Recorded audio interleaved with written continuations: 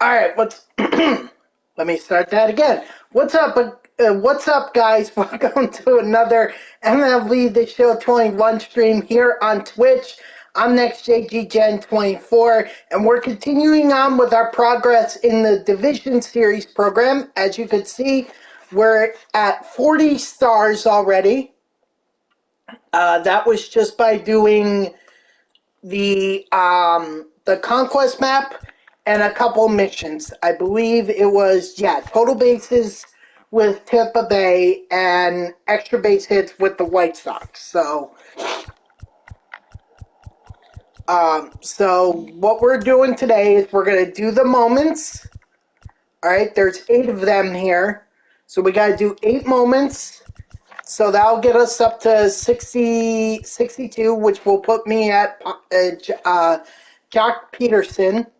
And then we have to do the missions. So you can see I made a little bit of progress already with Boston. I believe that was when I was grinding out.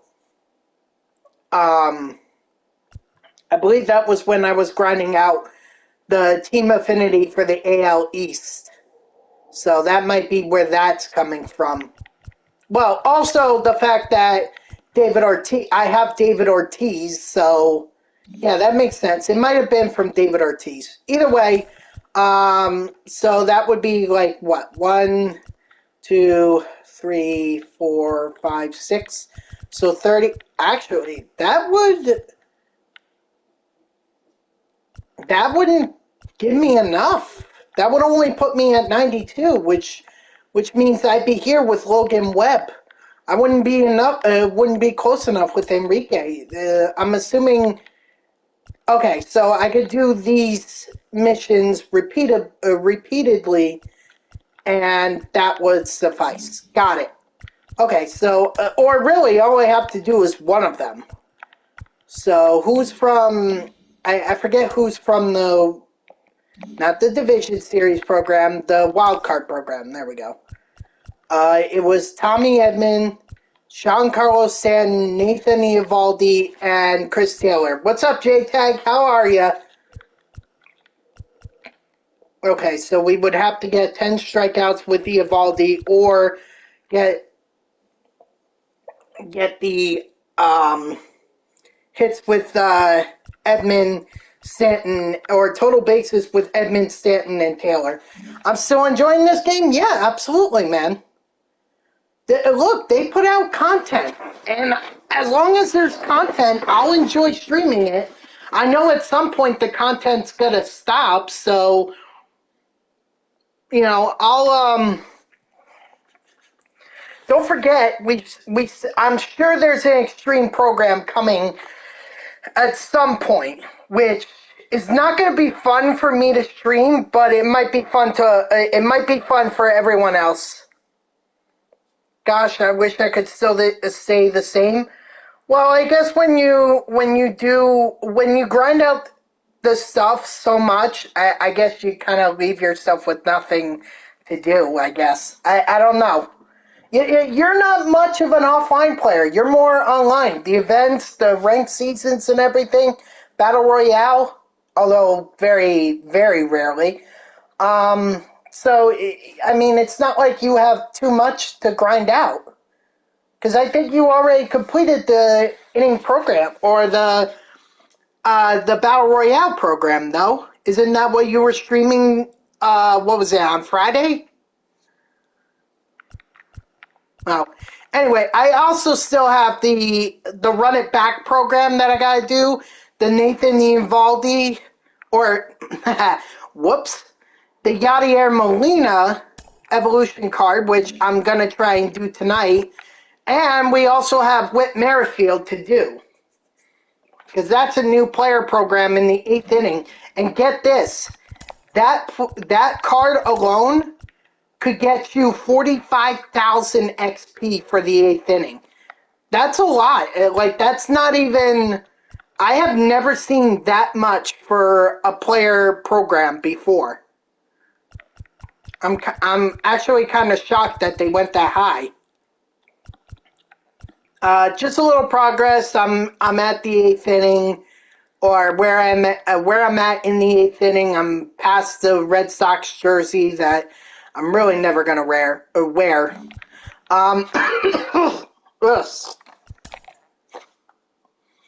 Excuse me.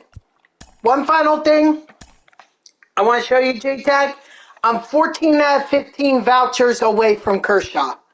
I only have to do either the second half heroes or the awards, thing. And if you look at awards, I only have to get one more. Hence, Yadier Molina. Now, I could also go get Vinny Castilla because I haven't done the NL West program yet, but I think it's a lot quicker if I just do Yadier Molina. So I'll get I'm gonna try and get Kershaw done tonight, but first I need to do the moments for the Division Series program.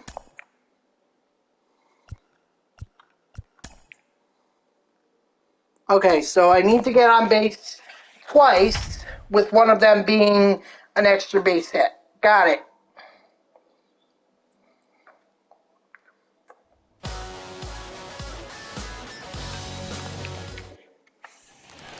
So Kershaw, I'm going to try and get him tonight. If worse comes to worse, I could always save him for tomorrow.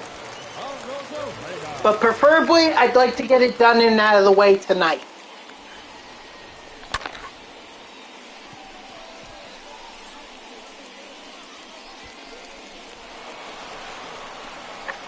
G-Tech, do you ever have like that annoying piece of food stuck in that really hard to reach place in your mouth?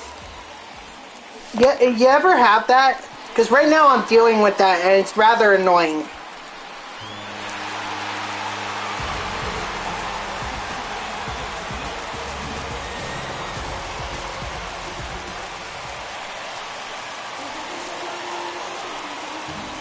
Alright, there we go. I just got it. Yeah. Hate it when food gets stuck there. So, but I was able to get rid of it. So now it won't be much of a bother. And I got an extra base hit on that one, so now it's just a matter of getting on base again, and I'll have this mission done. That'd be a great start.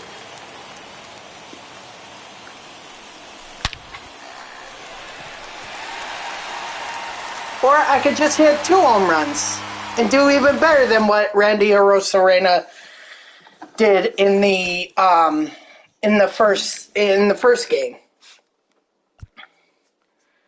Okay, Enrique, tally 2 hits, including a home run. All right, sounds good.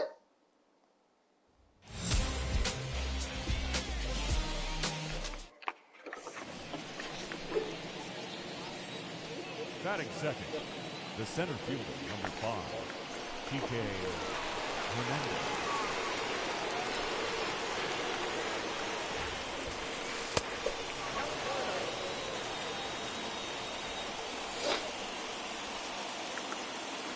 Come on, Kike. Alright, well that's not a home run, but it is a hit, so I'll take that. Oh my god, Kike is so slow. What the hell?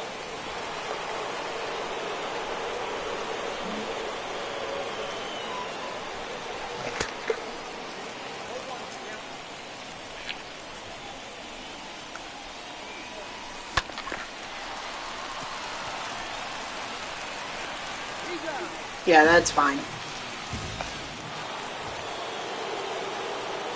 It wasn't going to be a home run anyway.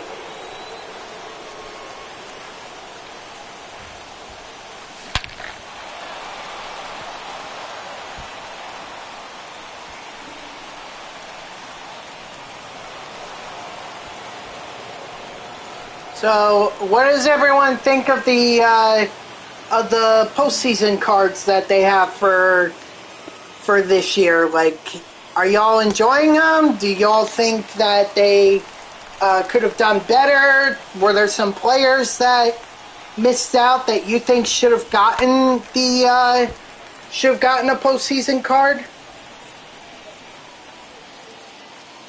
I mean, personally, I think they got them all right. You know, maybe Buster Posey should have gotten a postseason card because he did have a couple extra base hits in the NLDS against the Dodgers. So it wasn't like Posey wasn't doing anything. I feel like he kind of got left out. Who else could have possibly have gotten one? There we go. There's that home run.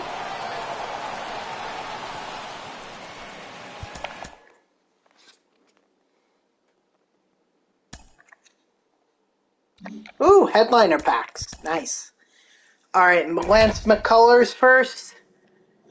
We need to strike out 9 without allowing 2 runs. Okay, I think I can do that. Leading up for the White Sox. And I'm sure that Jose Abreu is probably gonna be the next moment. If now we're moving on to the second ALDS game, which was the White Sox versus the Astros.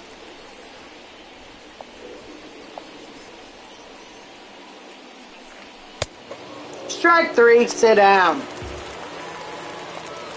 I'm definitely hopeful that none of the Dodgers bullpen pitchers end up getting a card in the NLCS program, because that's just like, I mean, how many leads they blew 2 games this year or so far, 2. And it's not like, and I'll give them some slack, it's not like they were leading in those games, but I mean, for God's sakes. You let the Atlanta Braves take 2 games at home, and now they're now they're in LA. I think the Dodgers had a 2-0 lead when I last checked, but I mean, that could really mean shit. Because obviously the Braves don't care about 2-run leads. They'll come back.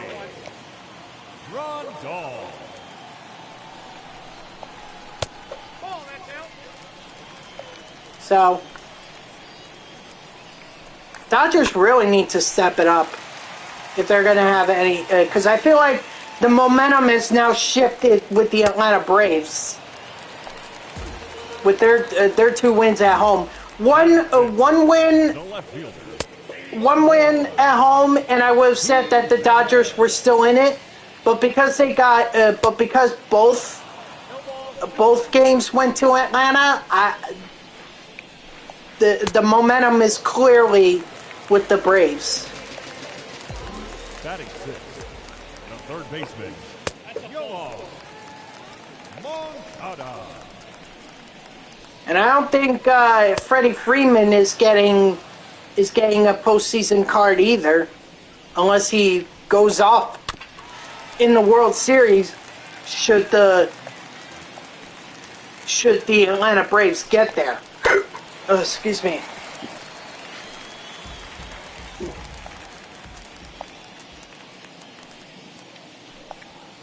But I don't think he's going to get one.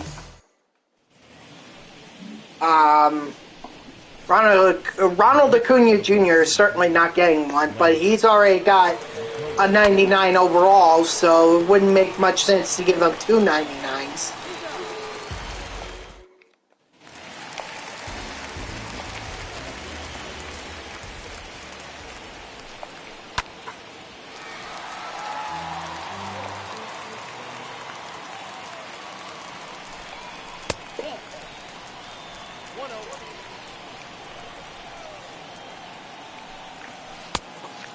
Damn, McCullers.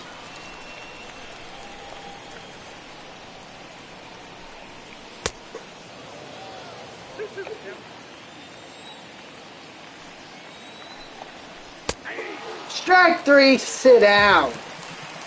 I don't even know how many strikeouts some. Okay, that was number 7, so I need 2 more. Come on, Lance. Just hang with me.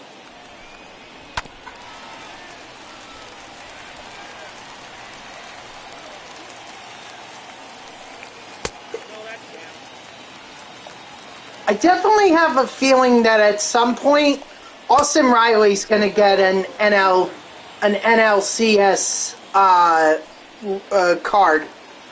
I definitely feel like he's going to get one. Eddie Rosario, too, might get one. It just depends on whether they're going to honor what he did in Game 2. And honestly, like, that was just bad fielding by Corey Seager there. And yeah, I keep hearing Yankee fans say, oh, we're going to get Seager. We're so excited for Seager. He's going to be amazing. Yeah, well, he's had some errors in some pretty big-time games.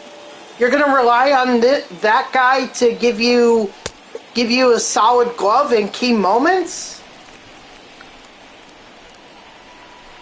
Because he should have had that one. He should have had it. It should have been routine. I don't know how he let it go underneath his glove.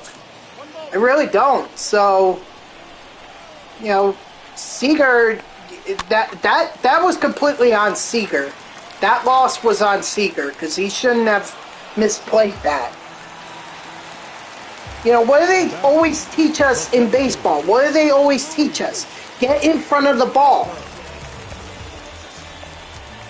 You know, if you get to the side, I understand that it's very difficult to judge the ball based off the crack of the bat and everything, but at some point you have to be able to know where the ball is going, so it should be on you as a fielder to get in front of it and make sure that you catch the ball. If Seager does that, Atlanta probably doesn't score that run and it's into extras.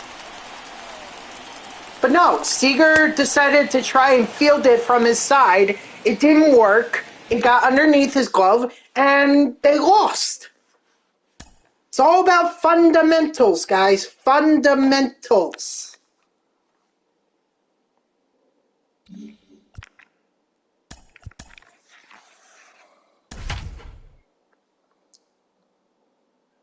So, that loss, I purely blame on Corey Seager.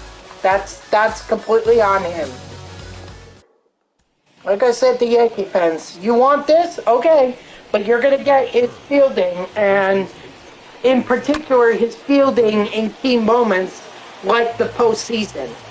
Now tell me if that's worth the big bucks that he's going to be commanding. I don't even want the Mets to go after him.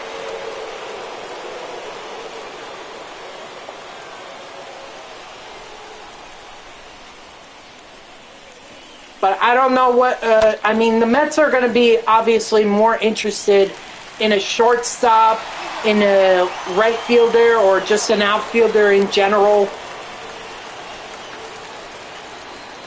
I mean, they're having a hard enough time trying to find a president of baseball operations as it is.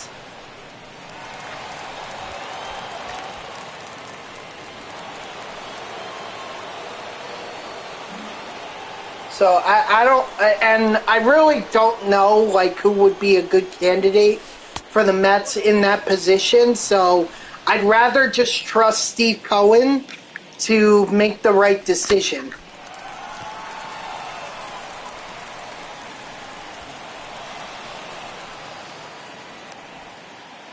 Ooh, they did count that as a hit. Awesome.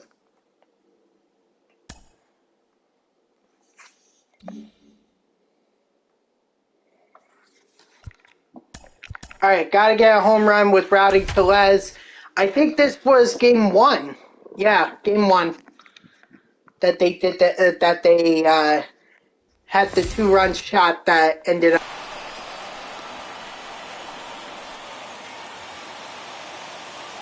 Ooh. Oh, blood. That's always nice.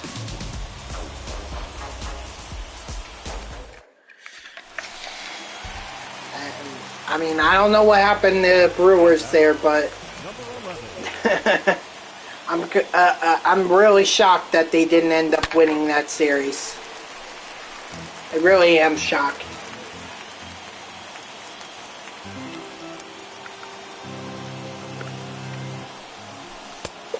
But then again, Charlie Morton, up until this home run that he pitched in that game, he was actually doing really well. Both starting pitchers were doing well.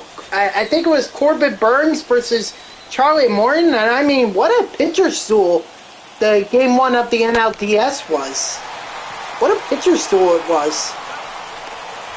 And I'm sure it was not a pitcher stool that everyone was expecting, you know?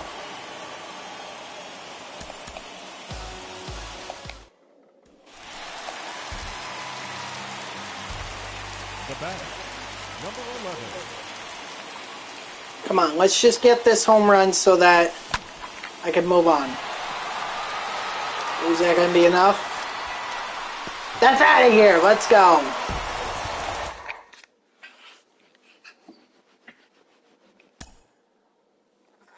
All right, there's Jock.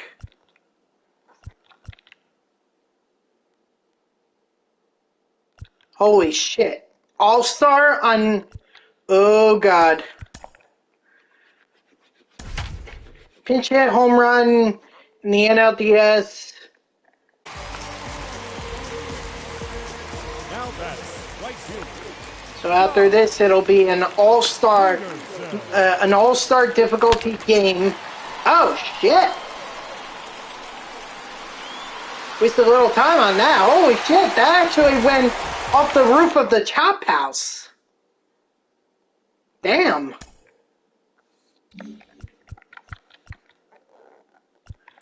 Alright, I guess, yeah, 7 innings. This is going to be the longest one.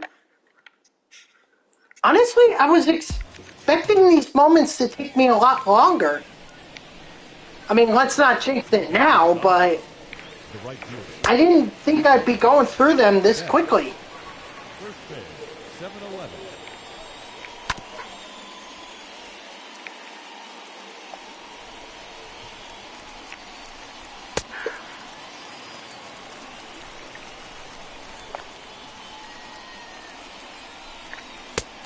Strike 3, sit down.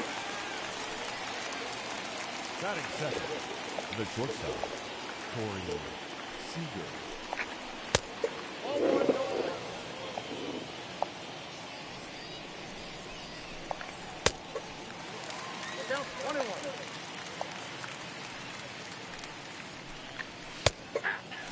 So, let me ask you guys this. Do you think that if we're collecting all these postseason cards and everything, do you think that eventually this will lead to a collection for, I don't know, the World Series MVP? Seems like that's where we're heading towards. I mean, last year, if you guys remember, the program at first was Giancarlo Stanton at a 99 overall, and then you had Corey Seager at a 99 overall for the second half of the program. And holy hell, were those cards good. They absolutely mashed. Like, it was unbelievable, those cards. So that leads me to believe that there's going to be some kind of big collection for, like, the MVP or whatever. For the World Series MVP with all these cards and everything. But I don't know, it feels like that's a little too easy. And also, it can't be someone who's already got a card, you know? It can't be, unless they're going to overpower those cards. Like, if Enrique Hernandez goes on to the World Series and they win it,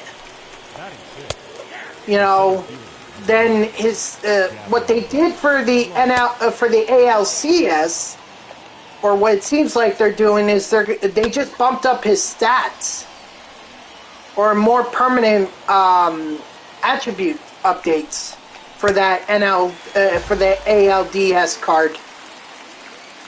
Batting seventh, the first baseman, number 35. So they might do that, but Kike's already a 99, so it's like, how can he get that much better? Batting ninth, the pitcher, Logan. Yeah, I really don't care about the hitting. I'm just more interested in breezing through and getting these pitching moments done.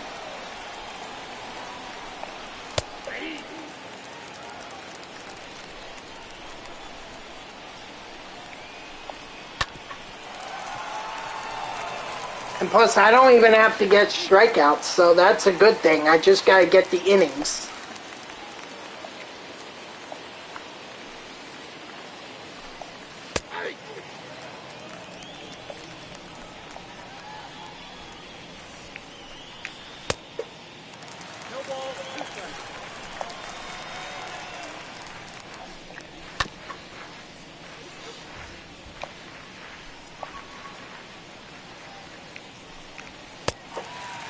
Strike three, sit down. Although I'll still go after and try to get the strikeouts, because, I mean, that's one way to get an out.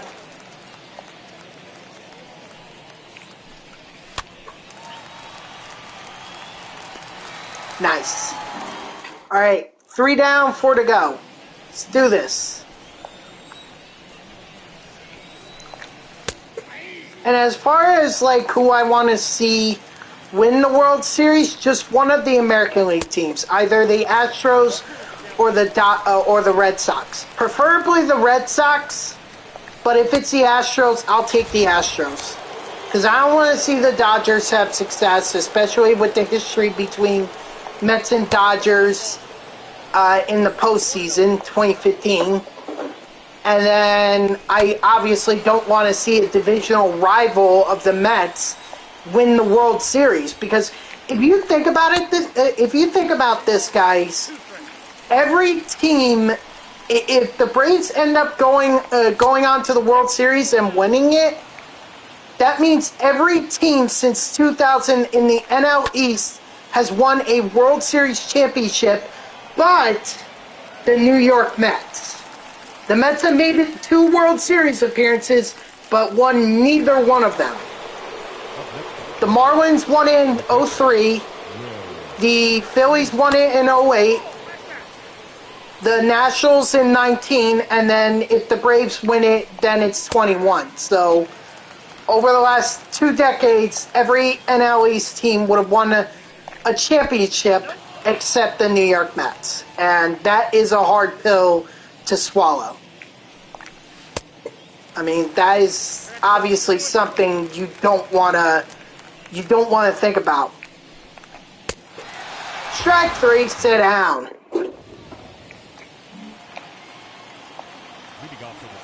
And also, like, I don't know if it's me, but I really find Atlanta Braves fans obnoxious. Especially when they do the whole chop thing, you know, and go, oh, like, seriously? It's so annoying, it's so obnoxious. I hate it when they do it, when they come into town at Citi Field and do it. I hated it when we were at Truist Park and they were doing it. So annoying. So annoying. So the Braves fans are ticking me off, and so ultimately I don't want to see them win the World Series. And what's funny is Anthony DiComo on Twitter did a poll, like, asking Met fans who they wanted to see win the World Series. Over half, and this was like over 10,000 votes. 10,000 people, over half of them said they wanted to see the Red Sox win. The team that got the least amount of votes, the Atlanta Braves. Dodgers and Astros, I think, were pretty even. I think, actually, they were close. I think the Dodgers might have been 14.7 and the Astros might have been 14.1. The pitcher, Logan.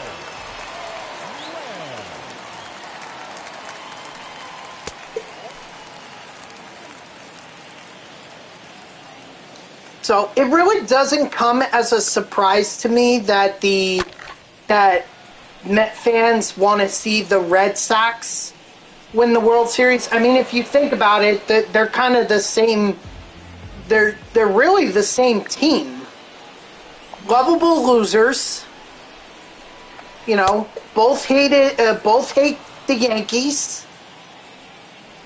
So I kind of feel like that if you're a Mets fan, your second favorite team would probably be the Red Sox. And then if you're a Red Sox fan, second favorite team would be the Mets. I know a few viewers in here, or a few viewers that come in here from time to time are Mets, Red Sox, or Red Sox Mets fans. So, I mean, I'm not shocked by it. I'm just saying, like, that's the poll they put out there, and I mean, yeah, I voted on it, and I do want to see the Red Sox win it. Because I don't want to see the Astros win it. You know, it's with their whole cheating thing. No offense to them. I mean, again, if they go on to win the World Series, all I'm asking is that they beat whoever's the American League representative goes on to beat the National League representative. Either the Dodgers or the Braves. Just beat them. Just beat them, and I'll be happy. Because then I don't have to hear from Dodger fans. I don't have to hear from Atlanta Braves fans. You know.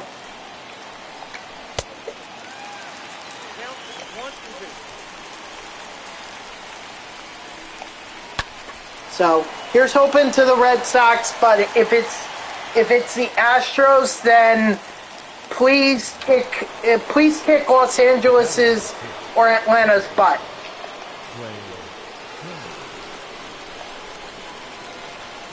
Ultimately, though, I think, like I said this in yesterday's stream, I do want to see a Boston-Atlanta series, mainly because I don't want any games that are on the West Coast. I don't want to see games in LA. I don't want to. I know this is not technically the West Coast, but Houston is in a different time zone than where I live. So I just, at least if it's on the East Coast, it's in the same time zone. Excuse me. Wow, ESPN going crazy. Oh, because yeah. Oh, that's the other thing too, guys. It's the NBA opening games. And we got a couple of good ones on tap. We got kicking us off on TNT. It's a rematch of the Eastern Conference semifinals between the Brooklyn Nets and the Milwaukee Bucks. So that's a pretty star-studded kickoff game right there. And then I think the other one is the Lakers versus who are the Lakers playing? Strike three. Sit down. Oh no, the thing was alerting me to the Devils Kraken game, but I'm not that big on hockey right now.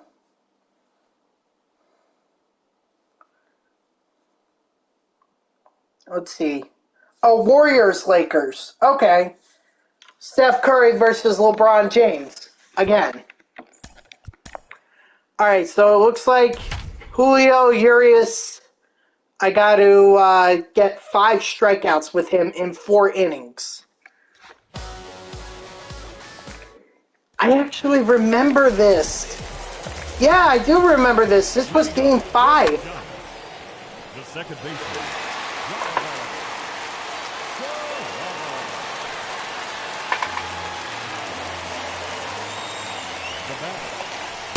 The commentators I picked up on this. They were continuously harping on Urias's curveball and everything, like how much break it has, how much power it has.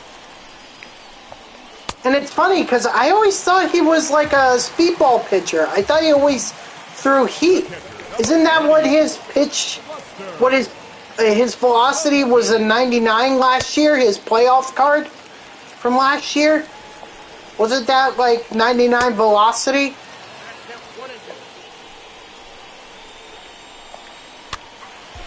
Woo! Watch out.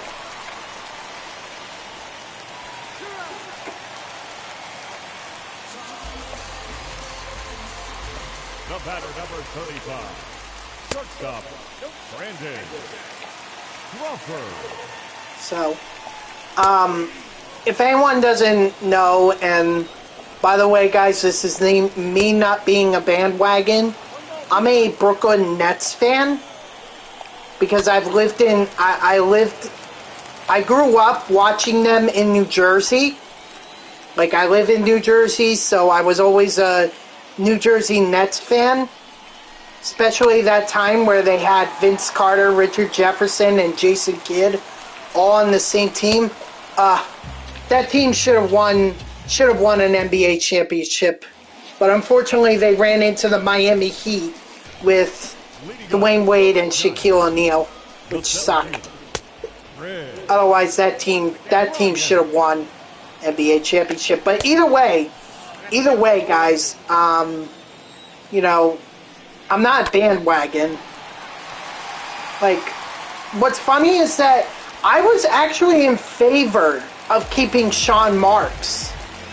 I thought he was a really good coach, especially when you consider the fact that he took the Brooklyn Nets, who basically had no first-round picks for a good decade over their bad trade deal for Garnett, Pierce, and Terry, and he friggin' took them to the playoffs with D'Angelo Russell of all people.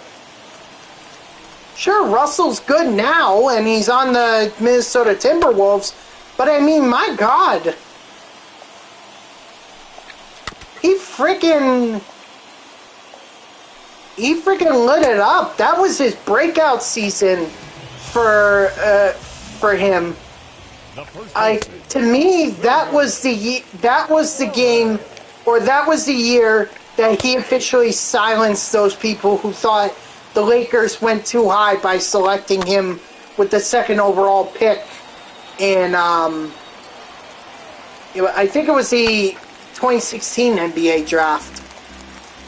You know what? It might have been 2015. Strike three, sit down. So I was a big fan then when I saw that the Brooklyn Nets were doing great with no superstars. Well, I mean, I guess you could define... could you add D'Angelo Russell to the whole superstar mix? I guess you could. Is he like at is he at the level that Kevin Durant is, or LeBron James, or Anthony Davis? No, absolutely not. But he's still a solid player. And there's my strikeouts. So, whoops.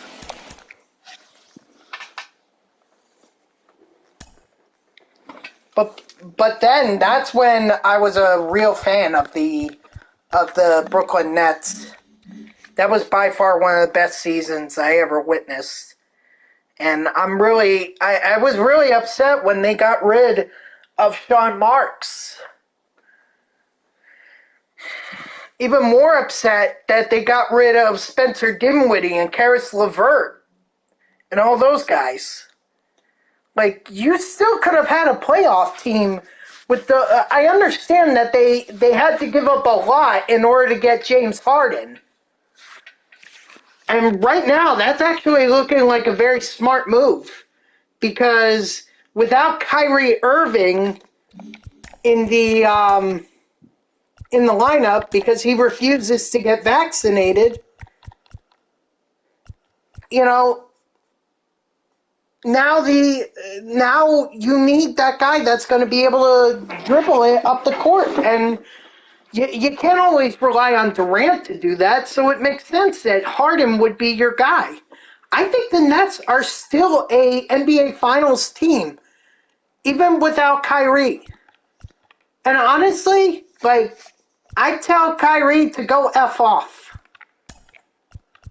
You know, he wants to be a voice for the voiceless. He wants to be the one that advocates against the vaccine. Okay, then you're not going to play. You're not going to get paid, and you can be on social media or whatever you want, but you're not getting paid, and you're not going to play. And honestly, if he doesn't even play at all in the season, and the Nets go on to win an NBA championship, he shouldn't even get a ring. I'm calling it right here, right now. He does not deserve a ring. All right, so what do we need here? We need strikeouts with Atlanta and Milwaukee pitchers. So who do we have?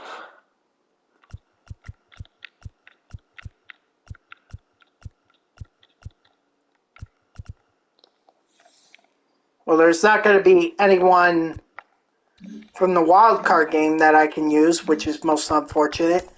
All right, I guess I'm going to have to build my own lineup then. So let's just focus on getting the mission done with the Red Sox. So let's start there.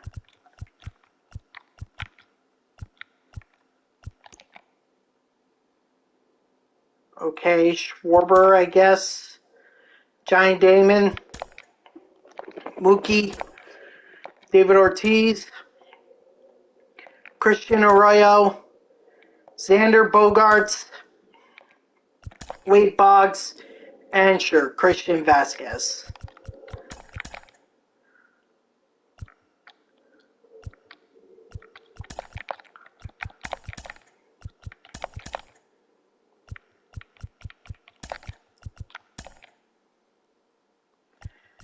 All right, and we need, I guess we'll do Atlanta's pitchers.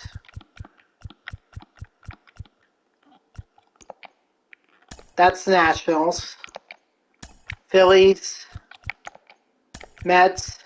We're close. Or Marlins and Braves. There we go.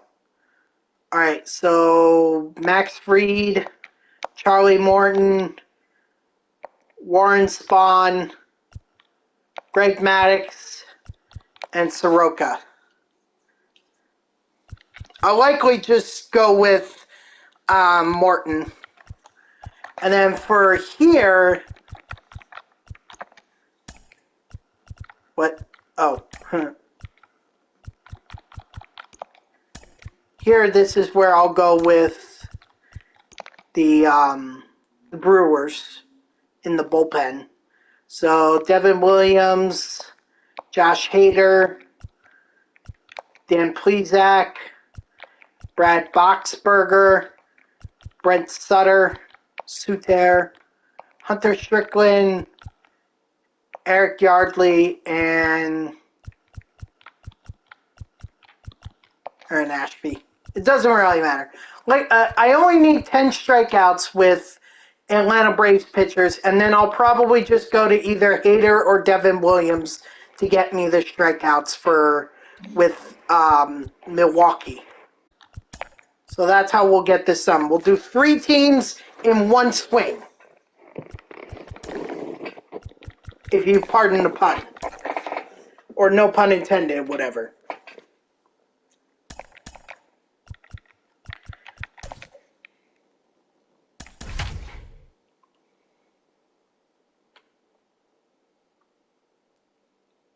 Okay, they're going to throw out John Gray.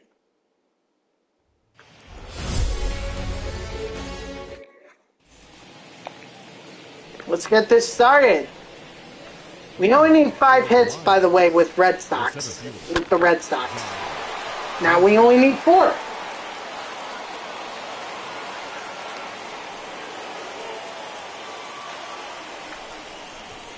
Batting second, the right fielder, Mookie Betts. Yeah, I'm fine with taking a strike if it means I steal a base.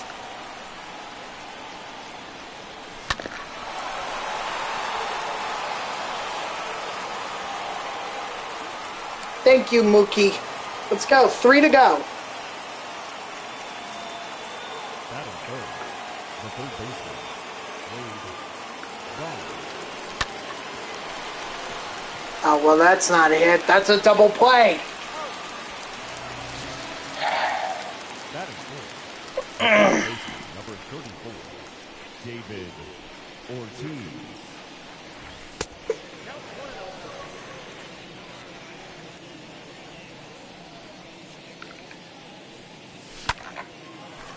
Oh.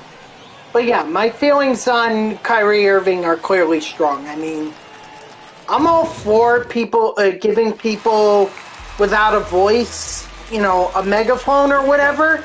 But I think it's important to understand what it is that they're advocating for before we decide whether or not we want to side with them. And personally, I just don't think we should be siding with people who are refusing to get the vaccine. I mean, if they have questions, let's ask. Not shortstop. Ask. But please, in the end, can we all roll up our sleeves? Earlier this year, I told them Bray Homer, what's up? How you doing? There we go. There's a strikeout. I get a few more of those. The first baseman, CJ. How you doing, Bray?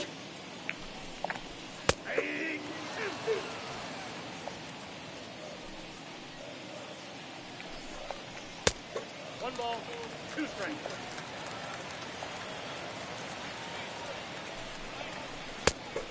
Strike 3, sit down. You're doing good? That's good to hear, man. Just talking about the NBA season starting. Because it's kicking off tonight with the Bucks hosting the Nets and the Lakers hosting the Golden State Warriors.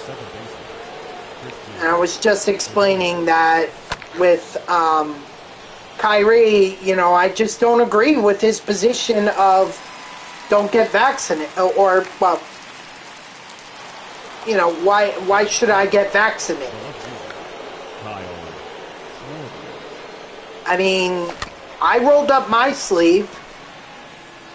I'm a young man. I'm in my 20s. I should be all right from COVID, but why take that chance? The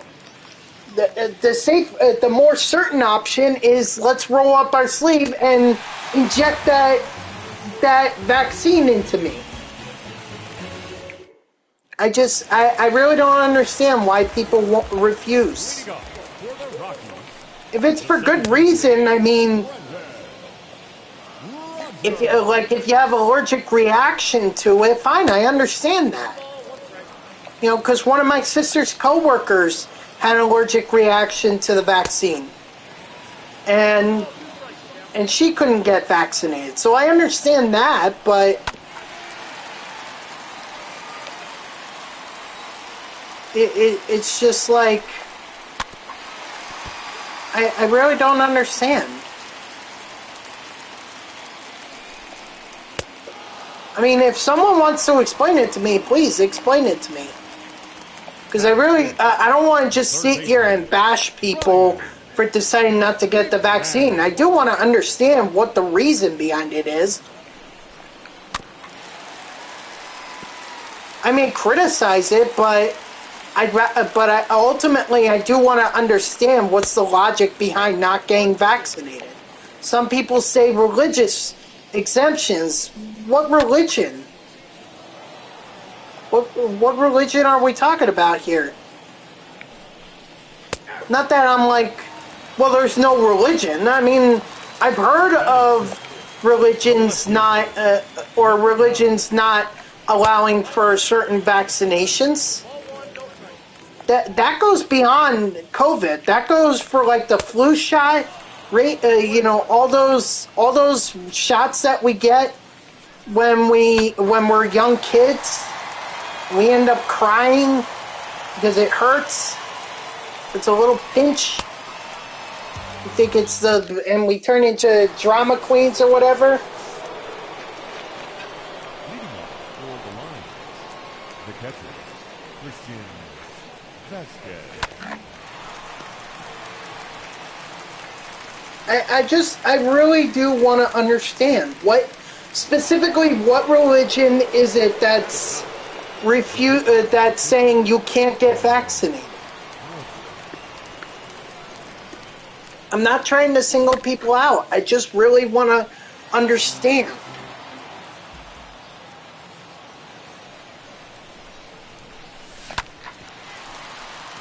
You know? That's the way I see issues, is how do we, you know, how do we have an idea of what an issue is, but do we really understand it? So when an issue comes up, like a political issue or whatever, I want to understand both sides. And then let me make my own judgment. That's the same way with the vaccine. I believe in the science, but I also want to see what people who are not getting vaccinated explain why they're not. Why are you declaring religious exemption? Why, you know, what religion or what part of your religion is preventing you from getting vaccinated? And is that the same way with all the other vaccinations that we get as a young adult or a young child? That's all. I just want to understand. And I think that's the way we need to approach issues. Let's understand, and let's try to understand where the other side is coming from. I mean, we could be on one side, fine, but let's at least hear the other side. Hear why it is that they oppose our side.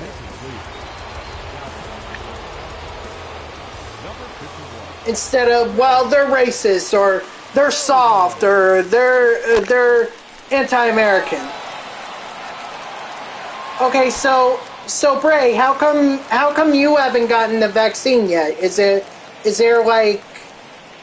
not available? Is it, you know, is it just you've had some concerns about it? Like, but this is a great example right here. You know, I'm not here to say, oh, well, go get the vaccine because you're a menace to society. No, I'm going to sit here and I'm going to say, okay, well, why is it that you haven't gotten the vaccine?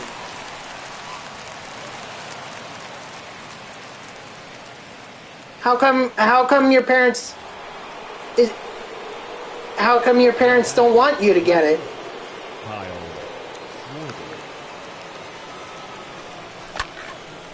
And has that been a discussion you've had with them? Like, do you want to get vaccinated, or are you just listening to what your parents are saying?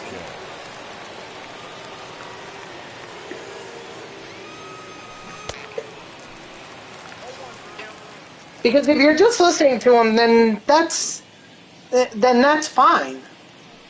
But ultimately, if you do want to get vaccinated, you should have a conversation. Well, I would have a conversation about it.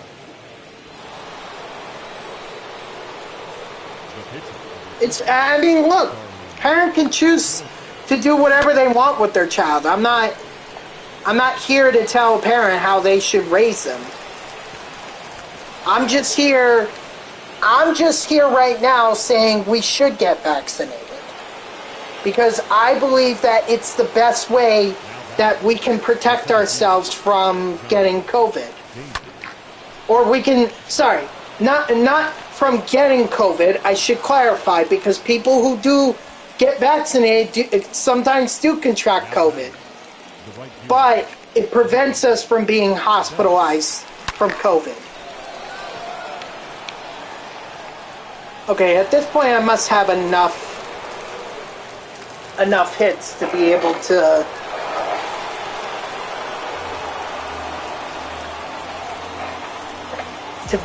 have completed this mission. So, but that's up to you, Bray. If you want to have that conversation, you oughta. I think a child should have a say in whether or not they want to get vaccinated. If they just want to listen to their parents, that's fine too. Leading up for the Rockies, the right fielder, Charlie. Just have. I think it's important to have a conversation at the very least. Because at the end of the day, you know, with children, the science suggests that it's not as severe as, say, in adults or elderly people. So I can understand why some parents might be hesitant to be getting their child vaccinated.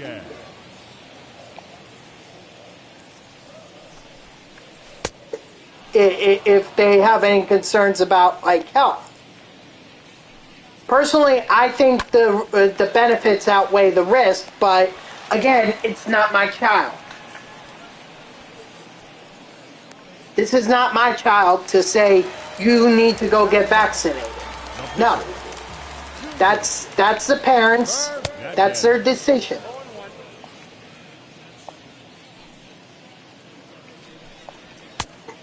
But at the very least, I would hope that there are conversations as to why we're not getting children vaccinated right now.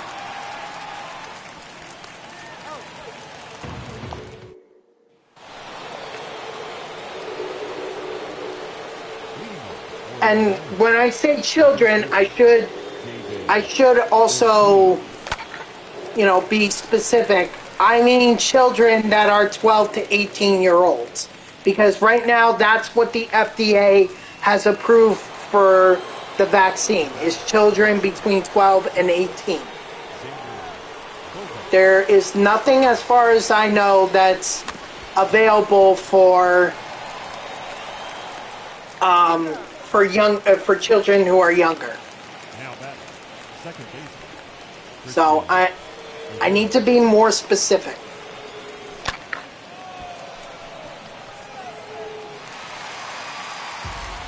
But ultimately, there should be a conversation. You know? Everything's got to be a conversation, because I think I think obviously screaming matches do not help. You know, there needs to be, you know, if one side says, well, it'll protect us from getting COVID, and the other side could say, well, there are breakthrough cases, in which case then we have to clarify, which is there are no, if you get vaccinated, you won't end up in the hospital because of COVID.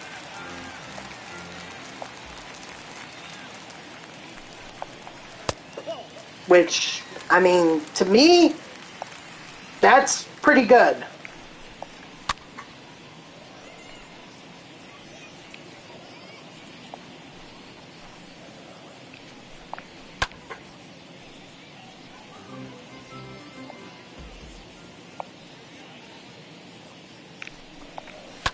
So again, I'm not a doctor, but I am someone who believes that vaccines work and we should get them. But ultimately, I don't believe in telling people they need to do it, I don't believe in telling people they must do it, and if they don't, they're threatening our society.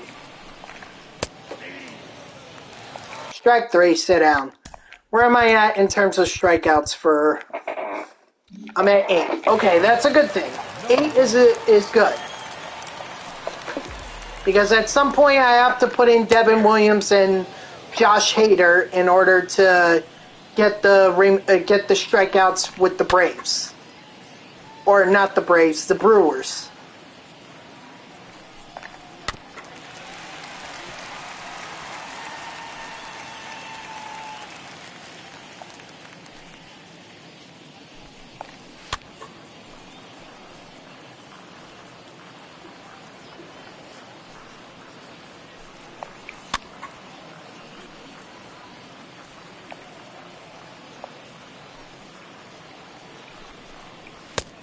Strike 3, sit down. That's 9. Come on, Charlie. The first baseman, number 25, CJ Crow.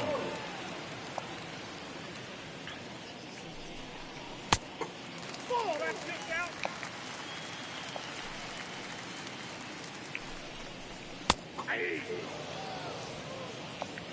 Come on, Charlie. One more. Strike 3, sit down. So, that's all I hope, is that at the end of the day, there are conversations. Not, oh, well, you're a communist, you know, if you try to get the vaccines, or you're a bigot for not getting the vaccine. I want, okay, well, here's why I think we should get the vaccine. And then another person is like, okay, well, here's why I don't think we should get the vaccine.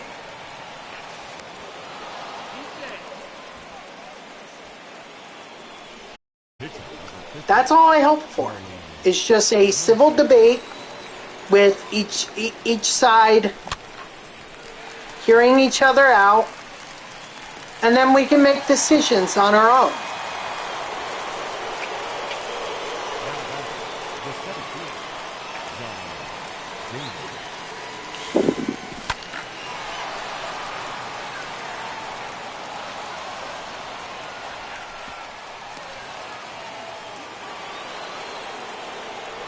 The batter, the right fielder, Mookie Betts. I didn't get Josh Hader, or actually, I can also go with Dan Plesac. So why don't we warm up Plesac first, and then we'll worry about Hader and Williams.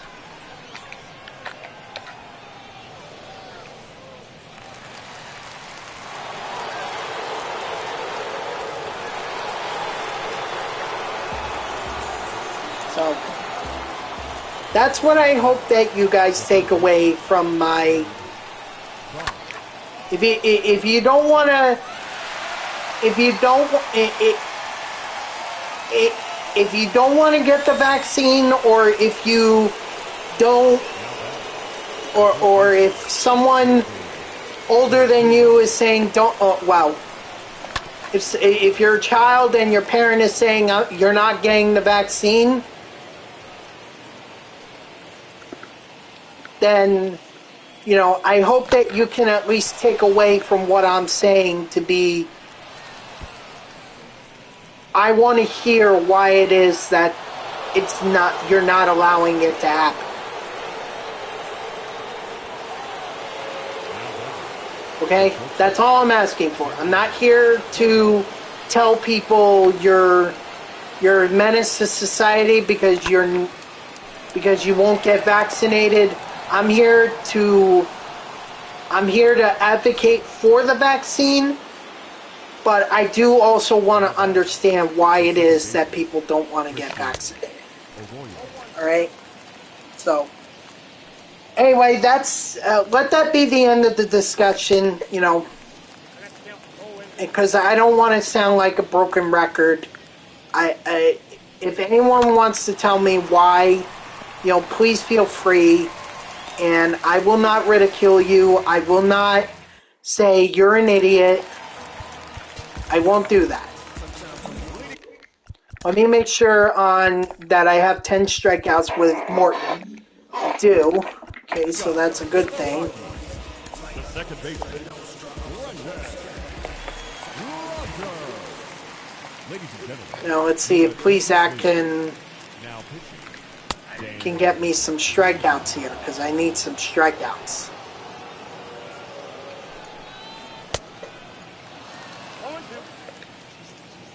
Okay, so I'll leave it there, and I'll move back over to. The third baseman, number 24.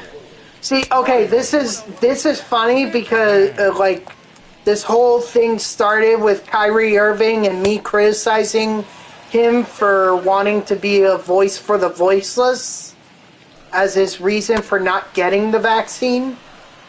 So, you know, it's just, I've heard Kyrie out now. I understand why it is that he's choosing not to get the vaccine. Strike 3, sit down. Now batting, number 9. That being said, I don't agree with it. I don't think that people that anti-vaxxers should have a platform, but ultimately, I do want to hear them out. You see, this is where I contradict myself. Anywho, what I'm saying is that I just don't agree with Kyrie Irving as his logic for not getting vaccinated. You know. Now back, the catcher, Christian Vasquez. I just don't agree with it. I don't think being the voice of the voiceless is a good reason to not get vaccinated. Skip out on a season, hurt the chemistry within the locker room, and all that. So, Kyrie Irving, I mean, the Nets owner has a lot more patience than I do, because I would have forced Kyrie to retire if his attitude was, I'm not getting vaccinated. And you can't trade him either, because he has a no trade clause. So, basically, that would lead me to force him to retire. The center fielder, Johnny Davis. All I can say is that I'm glad that Kyrie is not playing, and I think it won't hurt the Nets as much as it could. The right fielder, Charlie Blackman. Like, I think, like, for the Lakers, I think they can lose one of their star players and still be okay. Like, they can lose LeBron, and I think they would still make it to the NBA Finals. Which is funny, because even with LeBron and Anthony Davis, last year, they couldn't make it to the NBA Finals. But then again,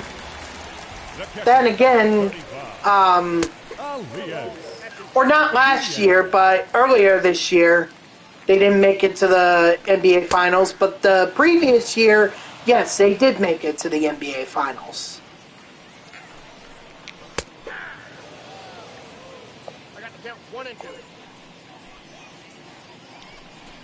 But either way, I think those are the two teams that I feel like can lose one of their players, one of their star players, and would still be okay to make it to the NBA Finals. It's a long season, so we got plenty of ways to go. Kyrie can have a change of heart. Maybe the Nets decide that they don't want to continue with this drama, and they'll just allow Kyrie to play without being vaccinated. Because the league has pretty much sidestepped the issue. They're not siding with the Nets, but they're not siding with Kyrie either. They're just saying, we'll let them deal with it because it's not a league issue. I mean, if anything, this is the NBA, so you would hope that they would at least provide some clearance as to whether or not they believe the players should follow the team rules, or if they believe players should have a right. But the NBA did the worst thing it could. It sidestepped the issue. And that's not right. They should have made a stance. Not be like, well, we're just going to stay out of this. No. This is your league. These are your players. Make a stance. Who cares what it is at this point? Just make a stance. Do you support Kyrie or do you support the Brooklyn Nets? There's going to be good and bad with both. You can't just have all-round agreement. You can't. So, I'm terribly disappointed that the NBA didn't make a stance on this issue, but whatever.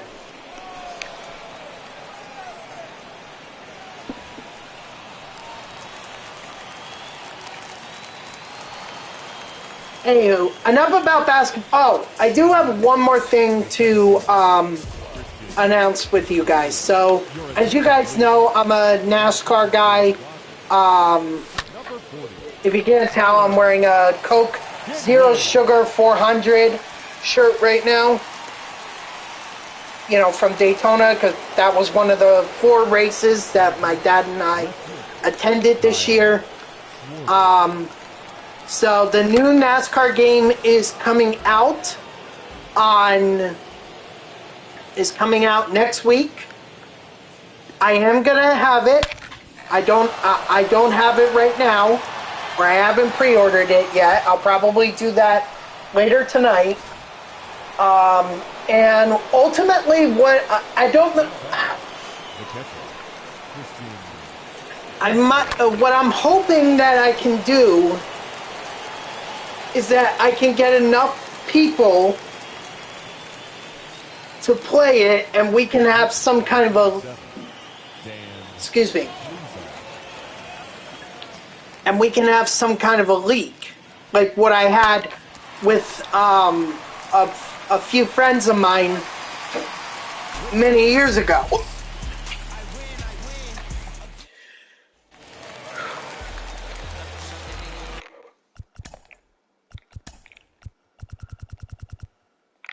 Let's see, where am I at? 6? Okay, 6 is good. If Plesac starts to not strike out people, then I'll bring in Devin Williams and Josh Hader. But for the most part, he's holding his own.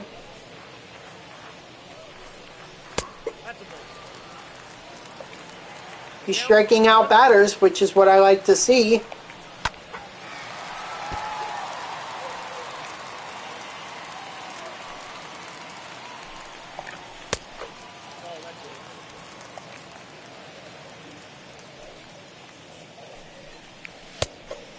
Oh my gosh, you're not going to give me that? Wow. So, if you guys are interested in doing a league, alright, I am going to be, surveying. I'm going to be doing some online races at the beginning because I do want to get an idea of what players are, what racers are clean, what racers are dirty. So we'll see how that goes. I am hopeful that the people that I do end up picking, they are clean.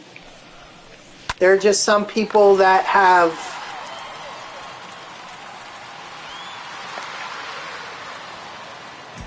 I've run into that I thought was pretty clean, and it turns out they were dirty as hell. The center fielder, Johnny Damon. It's like, I don't have time for that. I really don't. So, as much fun as it seems to wreck people and everything, ultimately I want to see good, clean racing. I'll tell you overall first impressions, like from what I saw from other people that got early access and everything. It seemed like that they were complimenting the presentation, which is what I complimented when I was speaking on Twitter about the game. I liked the overall presentation and look of the game. But, some of my issues that I have is I see that in the paint booth so far what we have are MRN sponsors and sponsors of Toyota.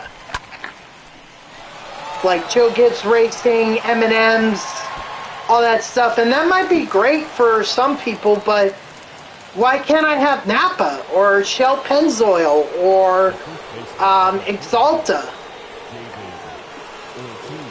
You know, why am I limited to Toyota sponsors? So that I wish there might be more customizations that will become available as we get closer to release date and everything, but it just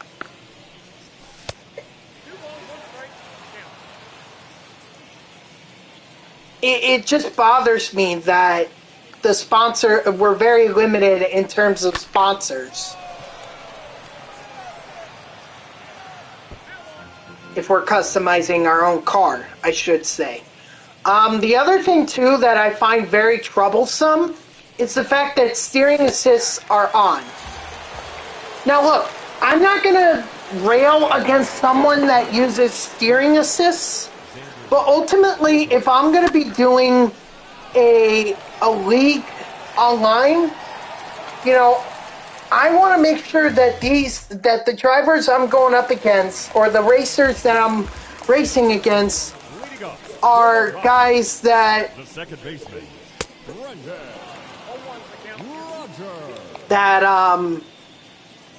that can be able to race and not have to rely on the game to do everything for them.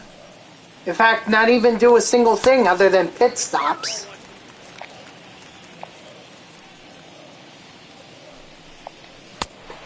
Strike 3, sit down.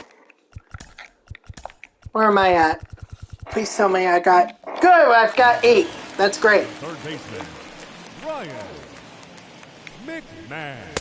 So, steering assists, like, that should not be on. Steering assists should be off. I hope that there is an option to turn them off. Because at tracks like Daytona and Talladega, you're not going to need them. In fact, they actually slow you down. And here's the other thing too, guys. I think back to the NASCAR game that was released after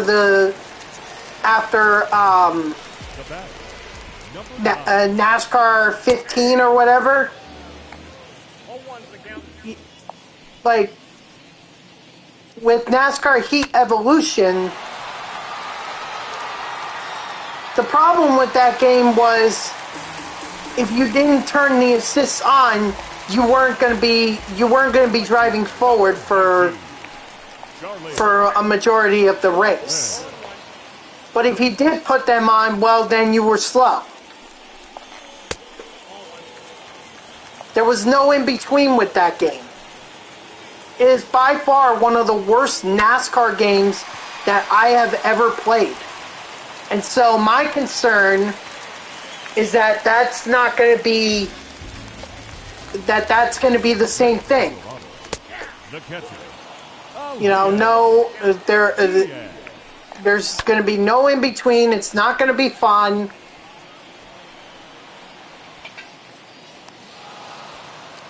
So that's my concern. My other concern is we're not including the Camping World Truck Series or I'm sorry, the RV Gander Outdoors Truck Series or the Xfinity Series. Like, what if I don't watch Cup, or what if I have a favorite driver that's not in Cup? What if I'm a fan of Matt Crafton, or of Noah Gragson, or Austin Cindric? So I'm not going to be able to race with their cars? I basically have to pick from the Cup Series? Again, that was a very similar thing that they did in NASCAR Heat Evolution. All they included was the Cup Series. They didn't even do the Xfinity Series or the Truck Series at the time.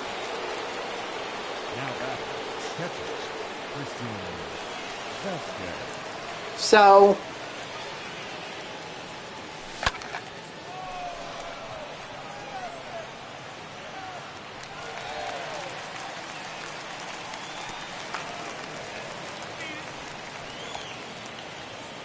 you know, I'm trying to keep an open mind and I'm trying to remain hopeful. But if this is what's going to be put out there, I can tell you that this is not going to be good. So, but again, I haven't played it other than a quick 8-lap race around Talladega, which I barely won. Hitting for the Rockies, number 15. Right ball. Shopia. Now pitching.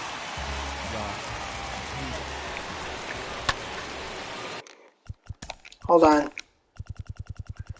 I need to see. Okay, I need one more strikeout.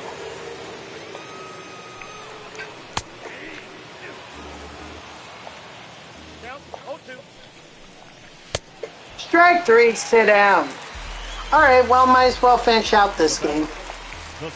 I'm in the 9th inning at this point.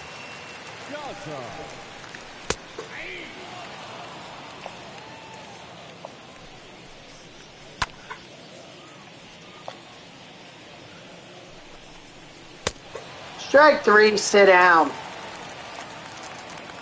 Now batting, number 1. 0-1's the count. That's the count. 0-2. Strike 3, sit down.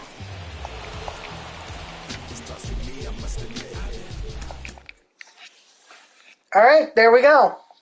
The hits with the Red Sox players, the strikeouts with both Atlanta and Milwaukee. Dan Plesac gets up to tier 1, although I didn't really care about that. Now the rest of it can just be. Oof, sorry. The rest of it is just submissions. Alright, so home runs with 49ers, extra base hits with Dodgers, and home runs with Houston. And that'll be the 15 that I need in order to complete this program. So I guess we'll start with Houston. Just try to get those home runs. First, let me adjust this so that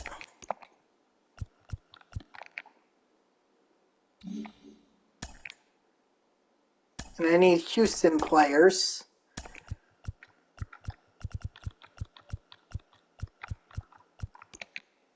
We got Angels, Mariners, Rangers, Braves. Okay, so I went too far.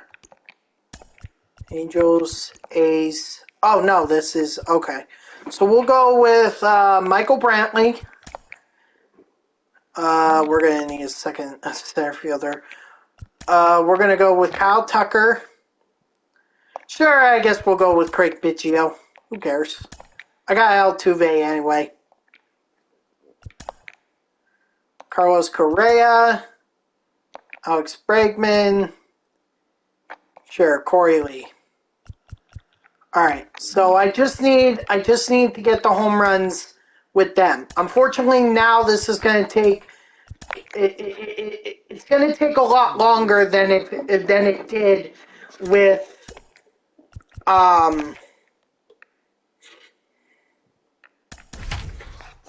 It's going to take a lot longer than it did with my with what I did the previous game, because there I was able to take,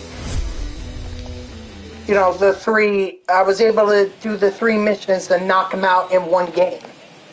But now, because these missions have to do with hitters, now I have to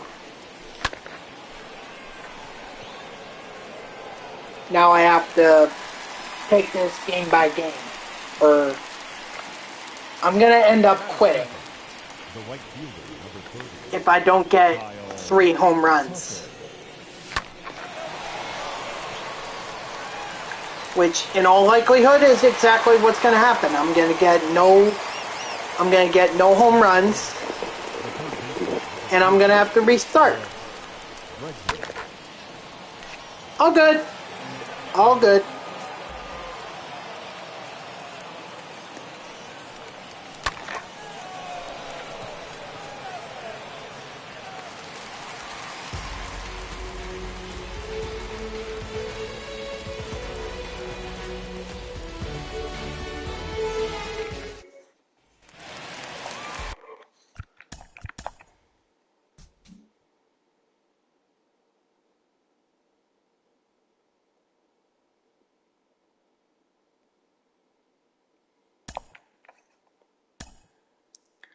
Though maybe I want to put more of my power hitters up front so that I can get them.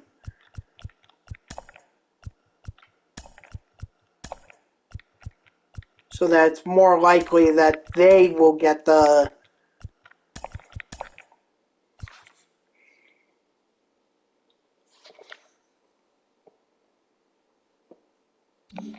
They will get the home runs. Alright, let's try it again.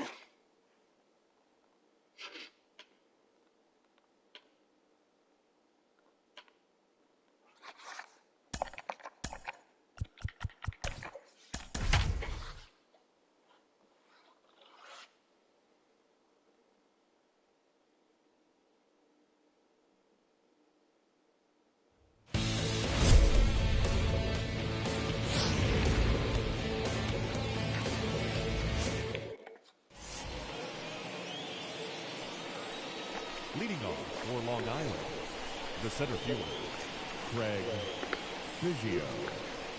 Alright, come on, home runs. First pitch. Well, I'm glad that that actually was beyond his reach.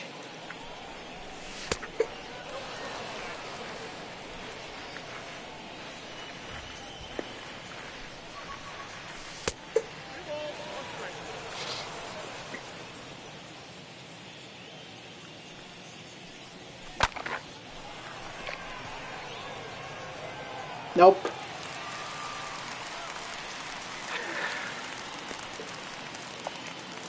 Come on, Altuve. The second baseman, Jose Altuve. I need you to have that buzzer on you. Tells you what pitch is coming.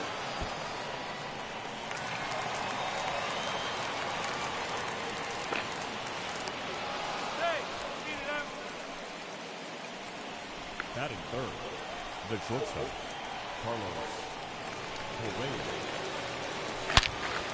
There we go. Attaboy, Correa. There's one.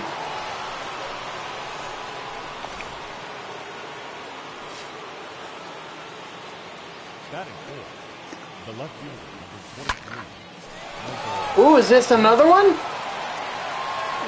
No. Had the chance.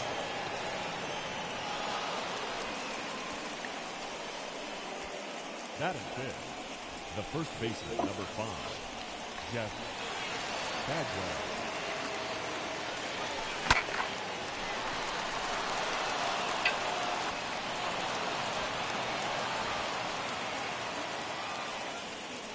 Batting sixth, the right fielder, number 30, Kyle Tucker.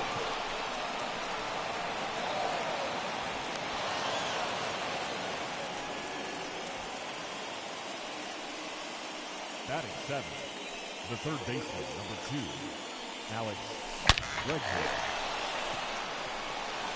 Okay. These hits are great and all, but I need the home runs.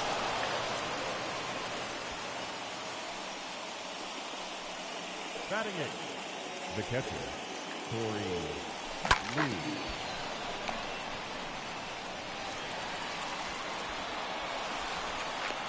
He's out. That's what I get for trying my luck. The pitcher, Cole Hammer. So, but either way, guys, Probably the day it releases, I'll do that stream will be NASCAR 21 Ignition, trying to feel out the game, see if they made any more improvements since it was released, or since some people got early access, all that good stuff. I just wanted to finish that thought off.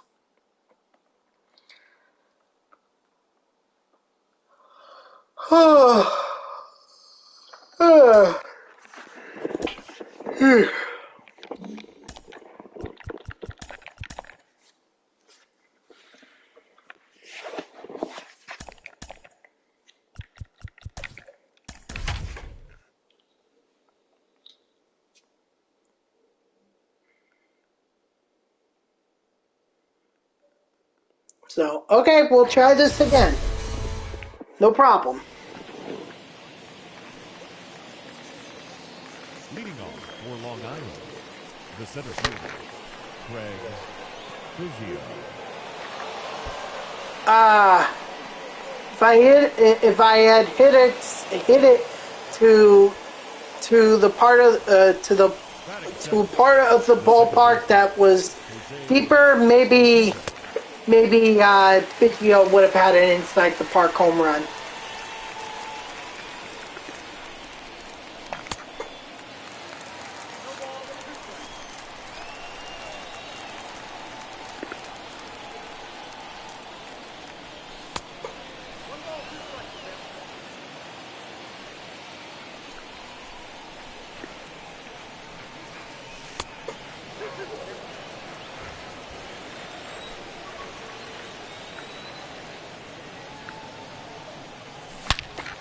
There we go, Altuve!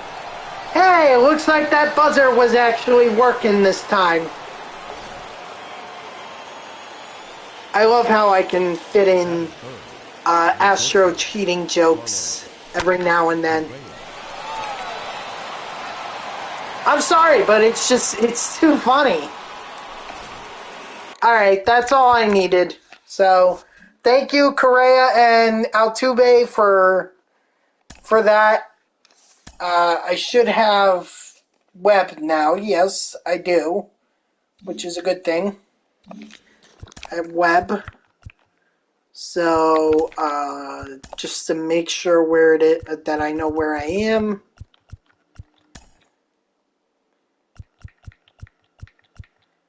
Okay, so now I need extra base hits and home runs with extra base hits with Dodgers. Home runs with the Giants.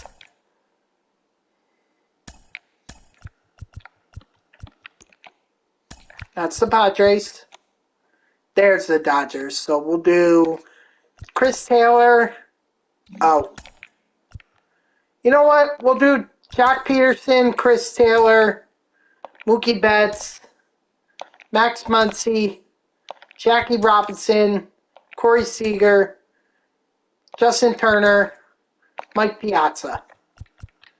And of course, I'll change this all to be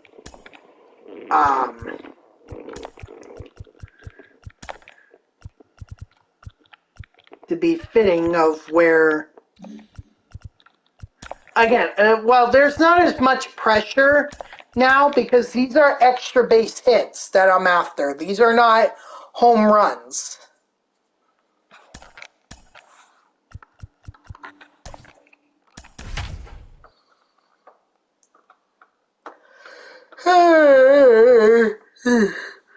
Excuse me, guys. Oh, wow, it's 8 o'clock. Shit. You know what? This might be a good time to check on the,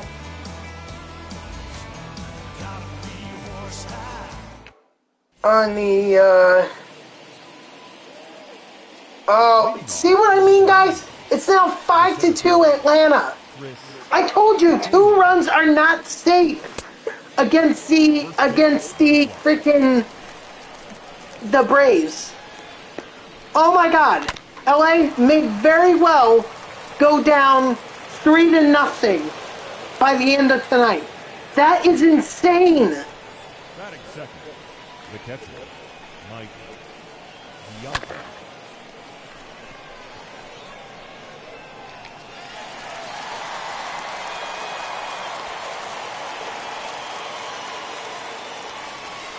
Batting third, the right fielder, Mookie Betts.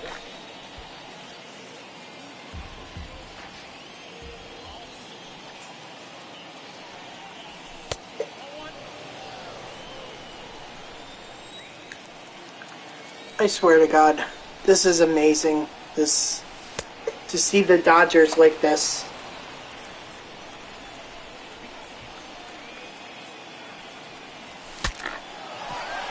Well, that is clearly not an extra base hit, Mookie. Batting third, the left fielder, number 24, Josh. There's one extra base hit.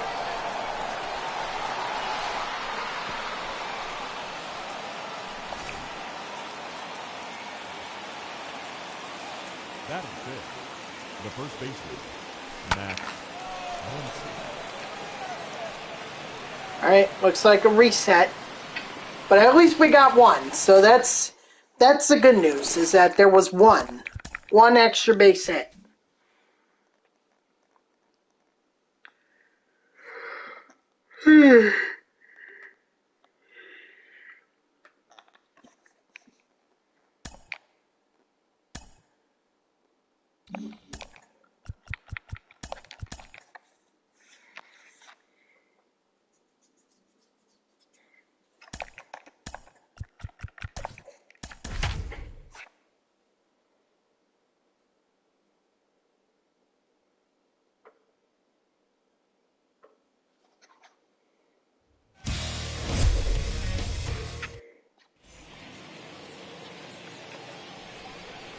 Leading off for Long Island, the center fielder, Chris Taylor.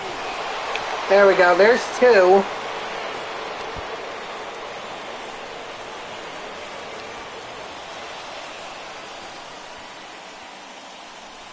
Batting second, the catcher, Mike Piazza.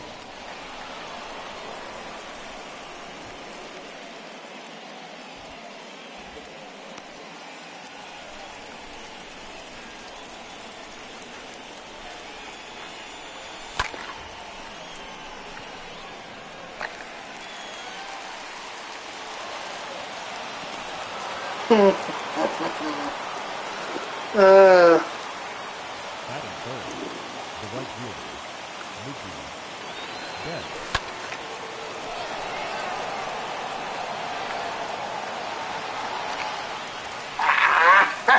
Come on, that looked like it was going to be an extra base hit. Damn it. Batting fourth, the left fielder, number 24, Josh Peterson. Alright, so yet another one where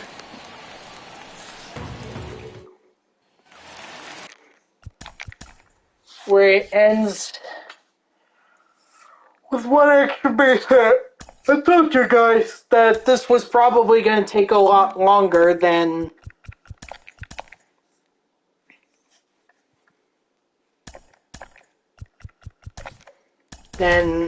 what the moments did.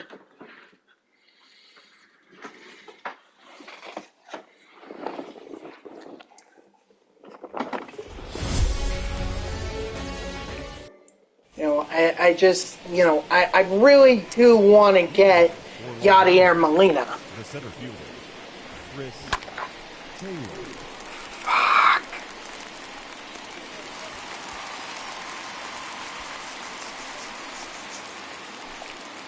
Batting second, the catcher, Mike Piazza.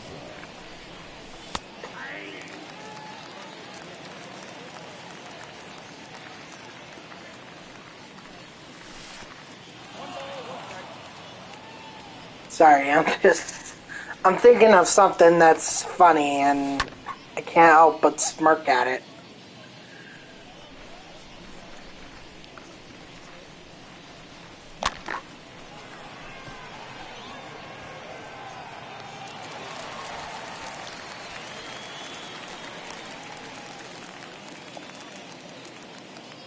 third, the right fielder, Mookie Betts. The worst thing that I can do is end this game with no extra base hits, which I won't because thank God for Mookie Betts. Batting fourth, the left fielder, number 24, Josh. And Jack Peterson is going to get me, is also going to get me an extra base hit, which is fan-frickin-tastic. Means I only need one more. Can Max Muncy deliver? Max Muncy.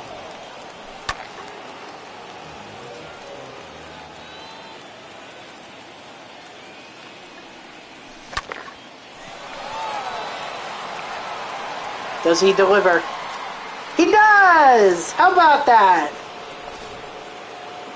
So I'll get the headliner packs, and I don't even know why I'm still doing this at that. Well, at the same time, too, like, I have to think about the NL West team affinity.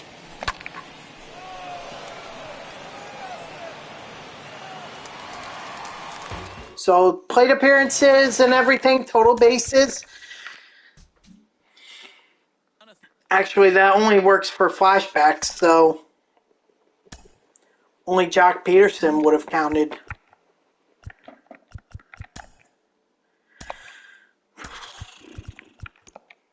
Alright, those are free agents.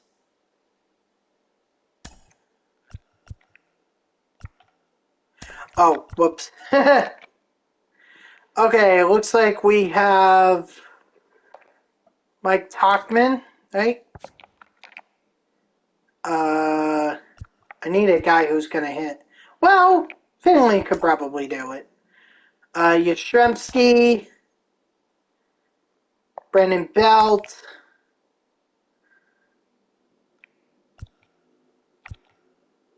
Stella has no power, but Flores does. So I'll put in Flores. Luciano, sounds good. Sandoval, sure. And Kirk Caselli.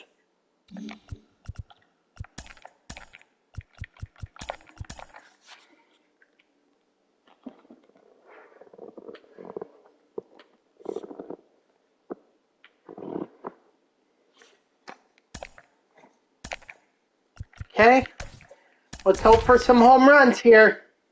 Keeping our fingers crossed.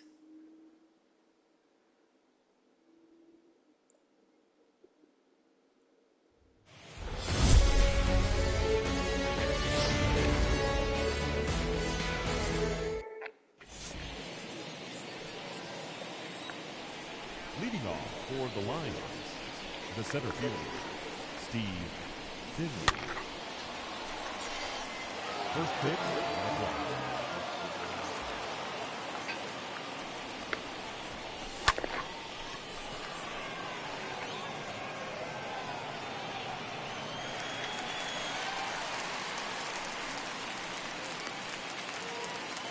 Batting second, the catcher, number 2, Kurt Caselli. Alright, let's go. It's gotta be home runs. That is not a home run, Kirk Caselli.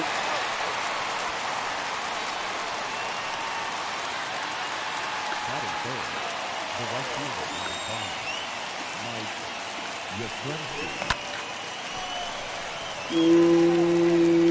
Nope, no. Well, actually, no. Not going to be a home run, but it'll be an extra base hit.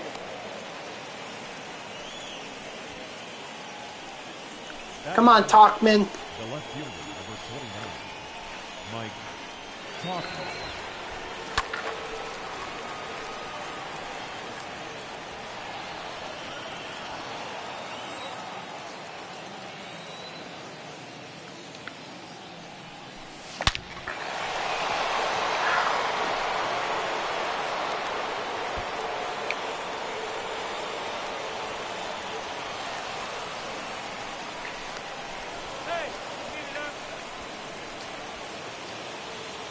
Alright, maybe Brendan Belt can get us that home run.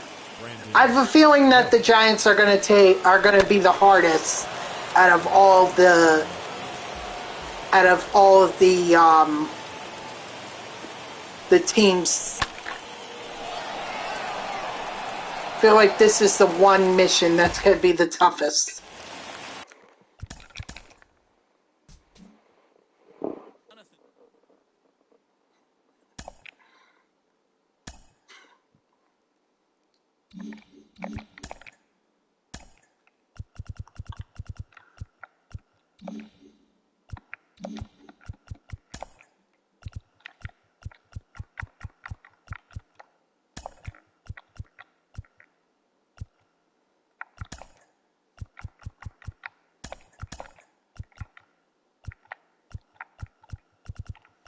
Alright. Sorry, just had to make some adjustments. But now we're back on track to get this done.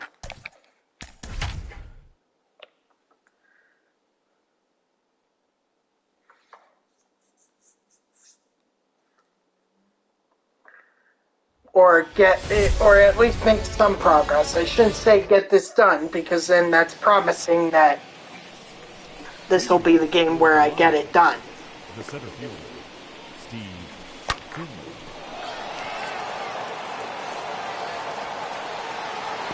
Okay, there's one. So finally Steve Finley comes through. So that's good. That's one. The shortstop, Marco Luciano. Marco Luciano. Come on, man. Batting third, the right fielder, number 5, Mike Yastrzemski.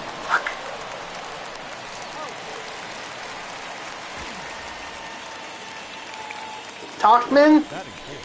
Even if we don't get any more home runs, the fact that we got one is pretty good. Oh, there's two. There's two. Hell yeah.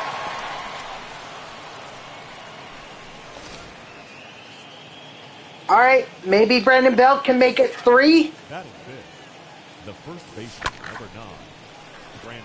Nah, he's not going to make it 3.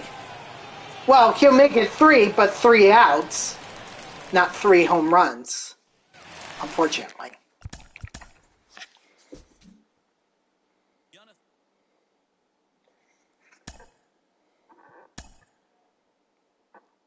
What did I accomplish from the NL West team affinity? I didn't think that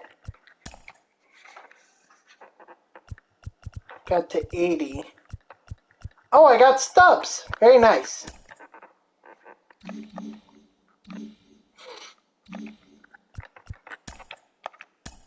No, no, no, no, no, no, no, no, no. No. I'm not going into ranked. I'm not facing off against the LA Dodgers. I want to go up against the Rockies at Coors Field, and I want to hit some home runs.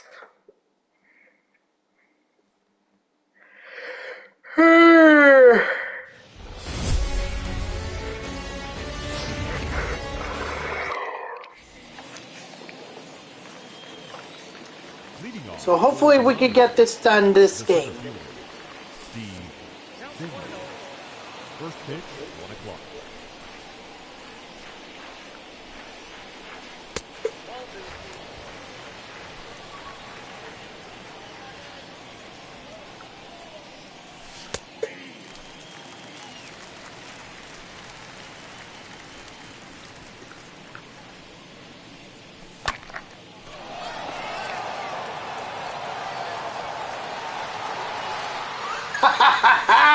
Damn it! The way the crowd oohed and awed at that seemed like it was gonna be gone. Luciano. God damn it.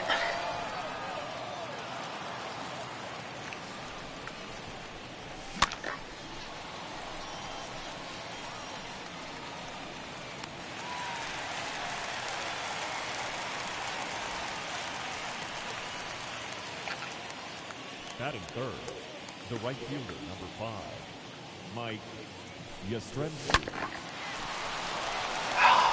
Alright, not gonna happen this game. Guess we're gonna have to do another one.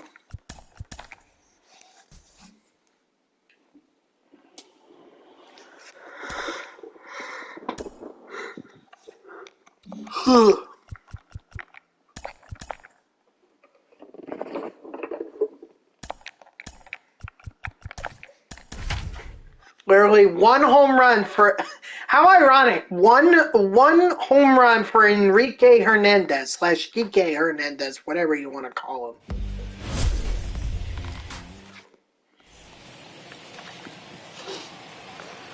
Leading off for Long Island, the center fielder, Steve Finley. Nope, that's not. Clearly not a home run.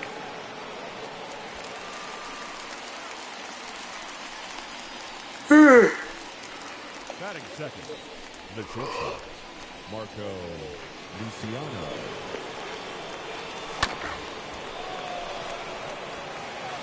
Okay, you know what? I'll take that because at least it's not an out.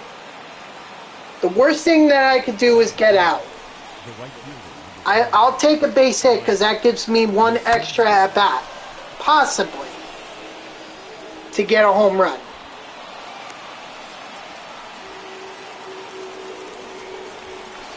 batting fourth, the left fielder, number 29, Mike Coughlin.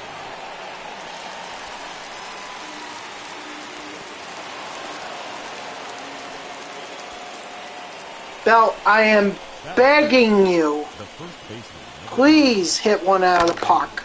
Bell.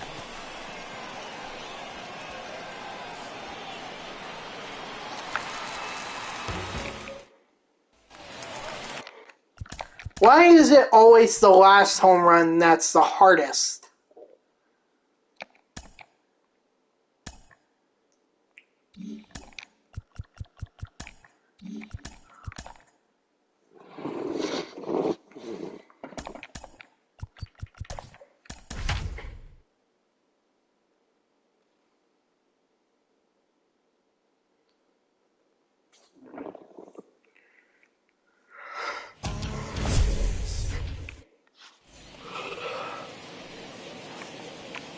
Leading off for the Lions, the center fielder, Steve Finley. First pitch, 1 o'clock.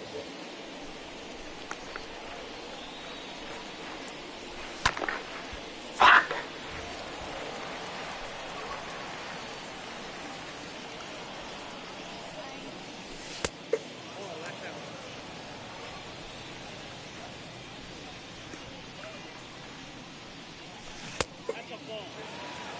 Way to hold up there, Finley. All right, come on. One home run is all I'm looking for here.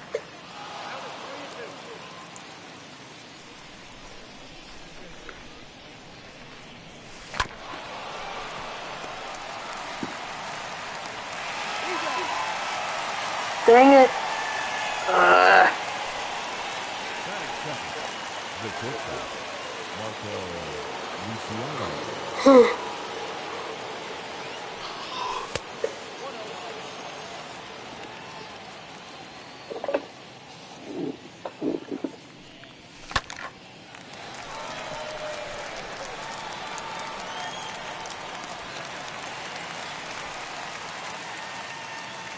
Batting third, the right fielder, number 5, Mike Yastrzemski.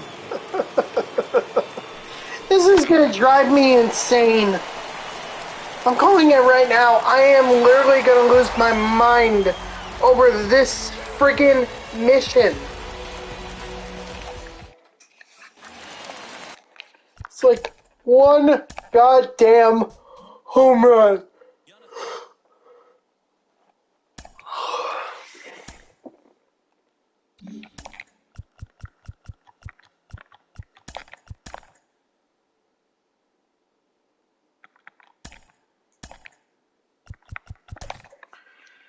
It's alright. Alright.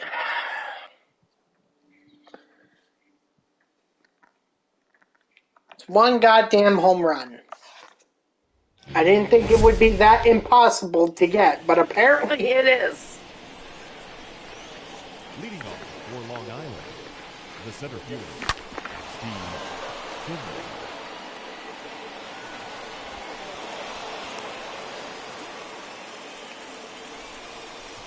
Batting second, the shortstop, Marco Luciano.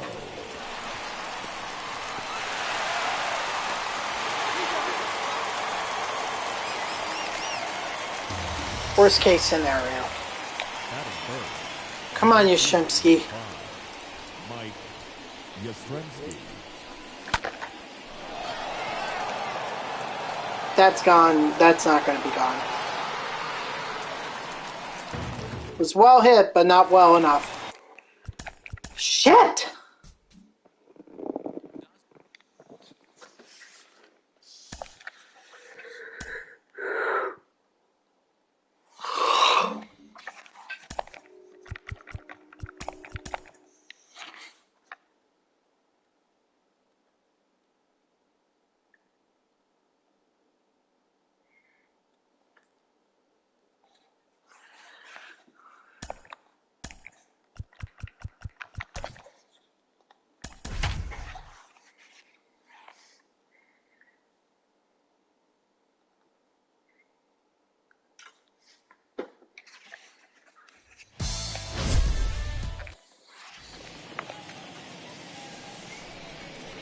Leading off for the Lions, the center fielder, Steve Finley.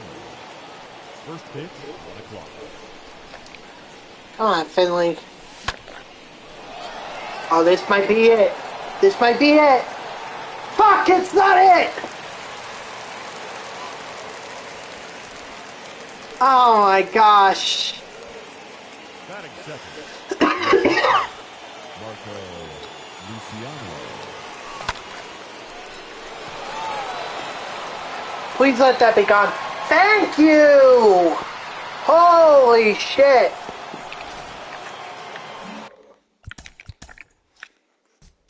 I'm out of there. Thank God. Finally, Enrique Hernandez. Welcome to the squad.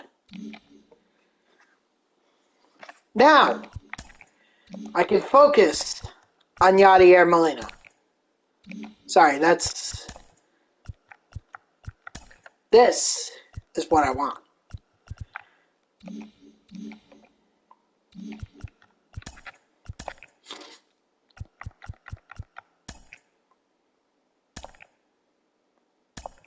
Two total bases.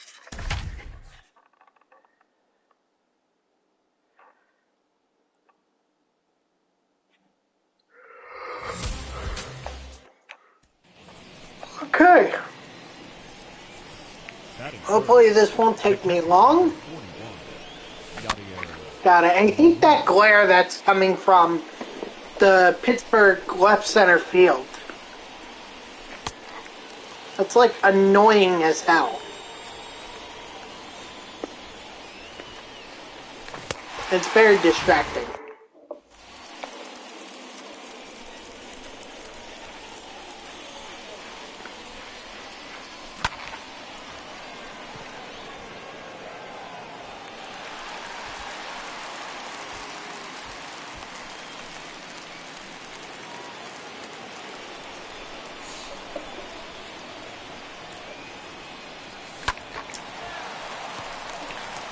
Oh, why do I feel like this Yadier Molina program is going to be the death of me?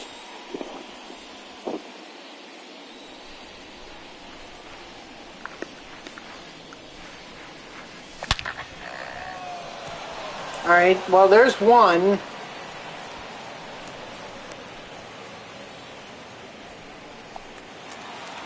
Maybe one more? The catcher, number 41, Yadier Molina.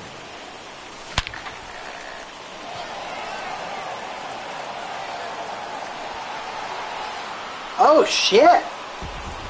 I actually did a lot better than Yadier did in his debut.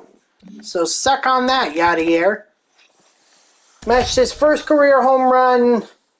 Gotta get an extra base hit though. Probably for the best, considering that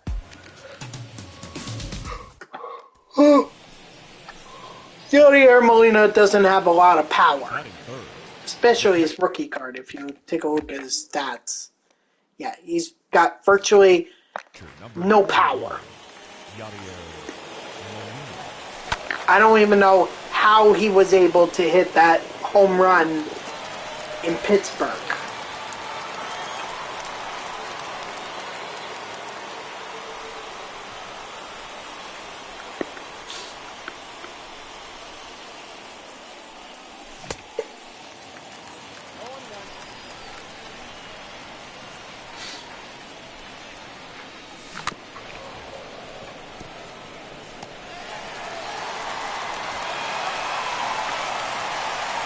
Doesn't matter, wouldn't have been an extra base hit anyway.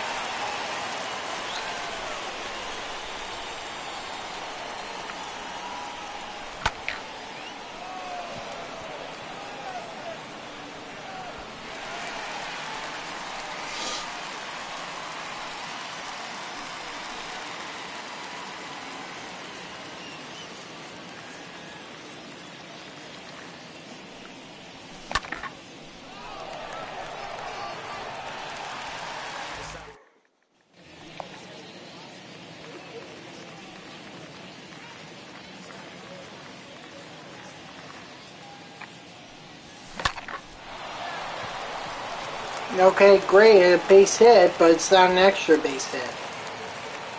Which means I'm going to have to restart this. The catcher, number 41, Yadier Molina.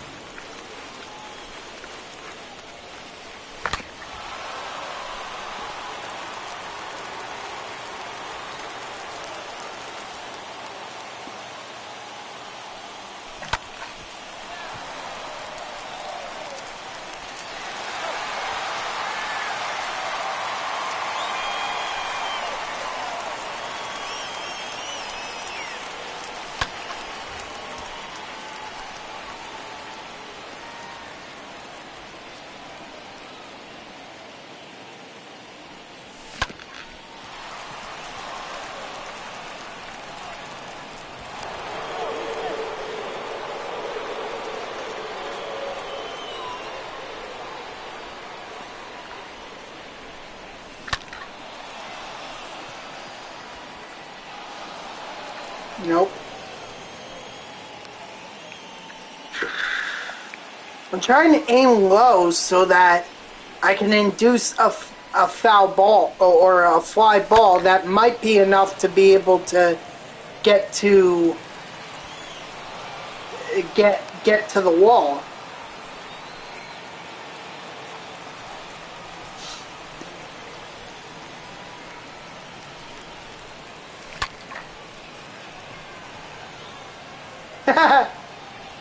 Wow. Ladies and gentlemen, Wow, oh wow, oh wow.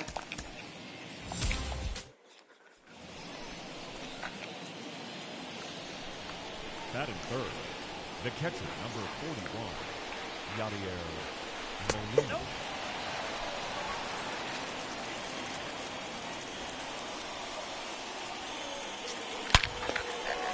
There we go. Perfect. Still gonna get caught. A gapper that still got caught. Wow.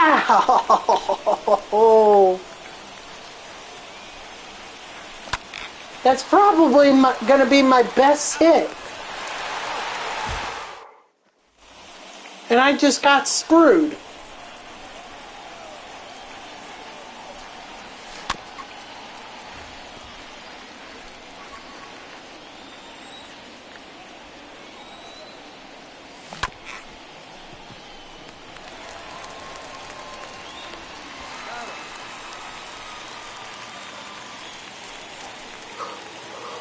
Ooh.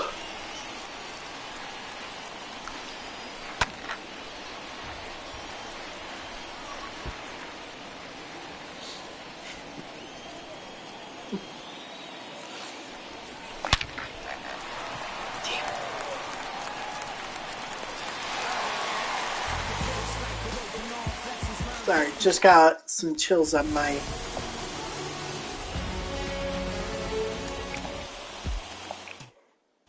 Am I ever going to get this extra base hit with Yadier Molina? I hope the answer is yes. Yadier Molina.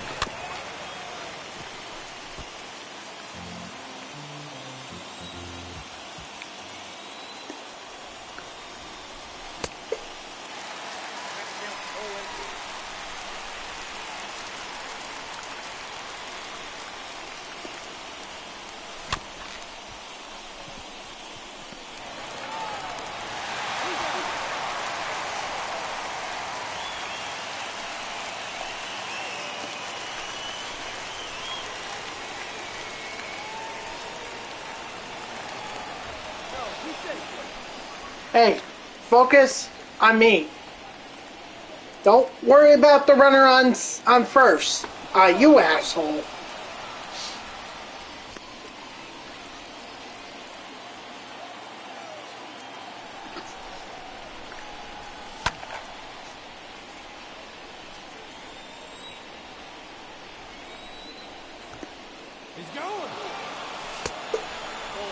Okay, maybe he had every reason to worry about that runner on first.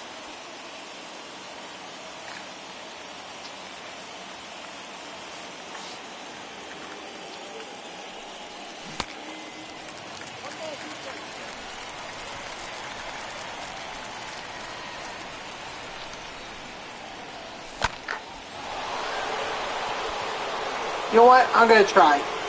No, I am not. Oh my god. How do I complete this? Holy shit.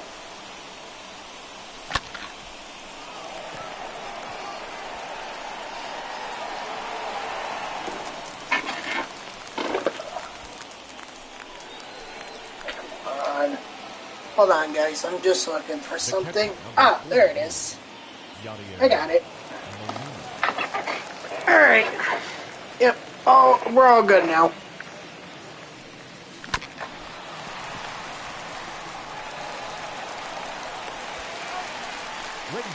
We're all good to go back to sucking with Yadier Molina.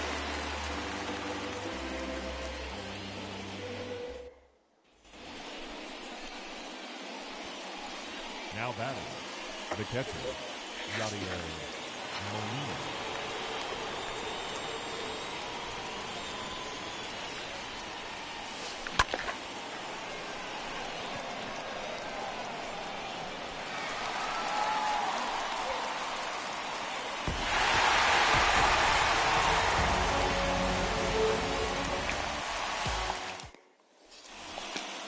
Oh boy.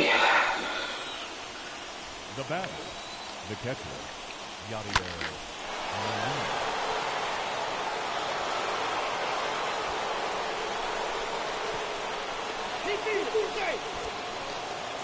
Probably not going to give it to me, though. Yeah, I didn't think so.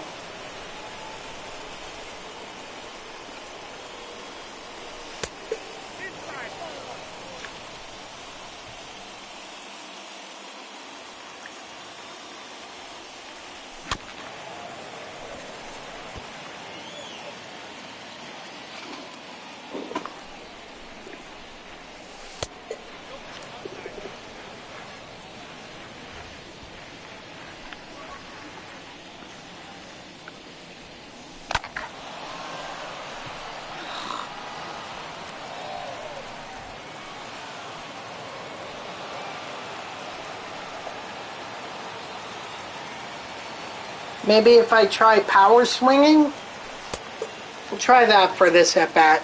See if that helps.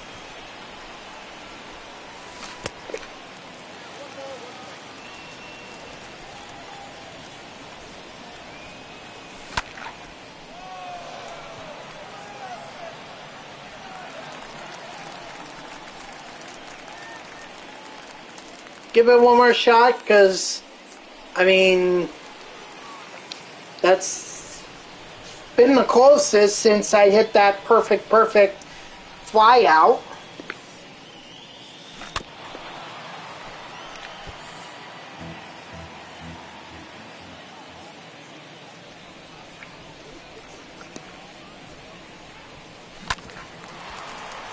Yeah, no.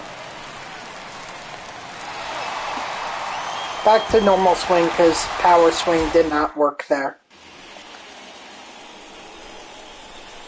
Batting third, the catcher, number 41, Yadier Molina.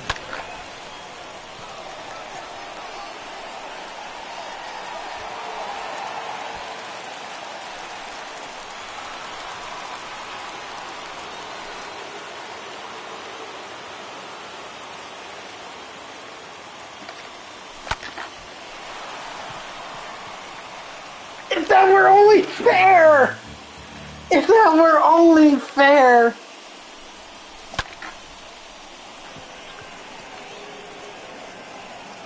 That would have been a home run, or that would have been an extra base hit if it were fair.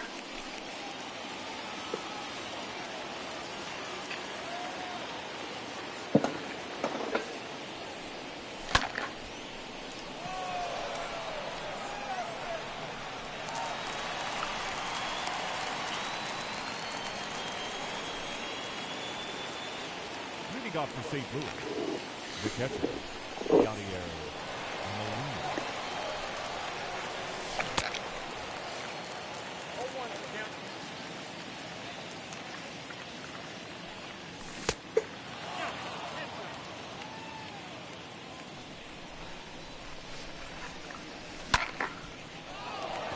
Nope.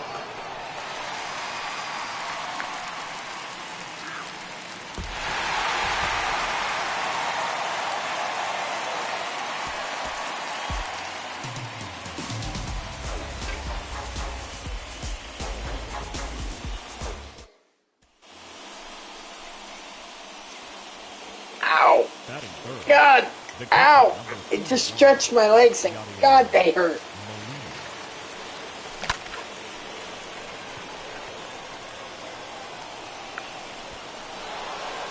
He missed it. He missed it. Please let that count. Thank the Lord. Thank the Lord. Oh my God, I did not think that was going to count. Ah, ha, ha.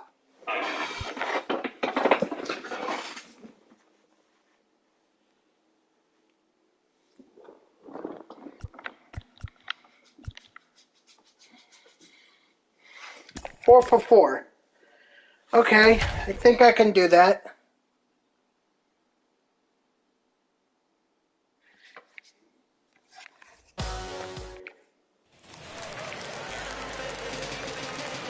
Well, this is a much better version.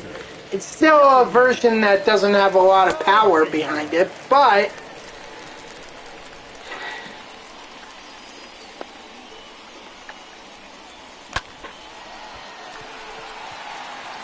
at least it will hit more extra base hits like that.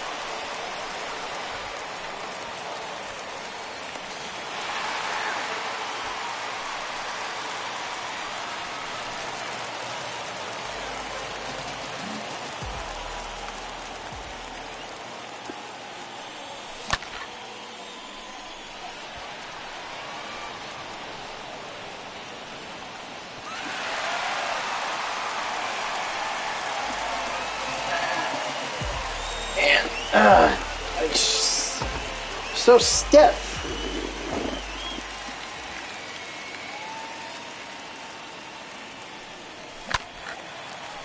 Okay.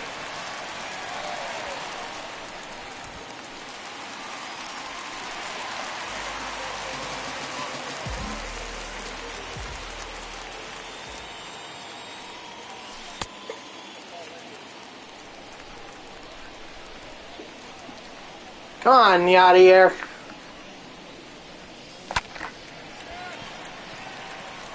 Oh, I was robbed. I was robbed of a hit. Wow, and that cost me the moment. Shit.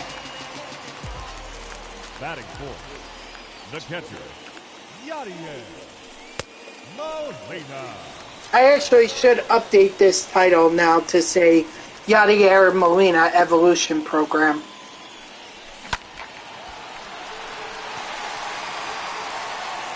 No, he's not going to try for second. Party pooper.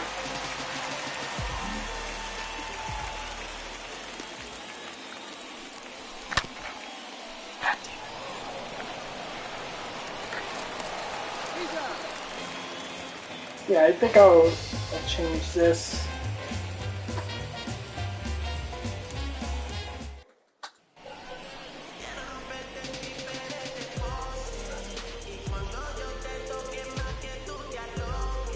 Hold on, I just got a message. Oh, Christ.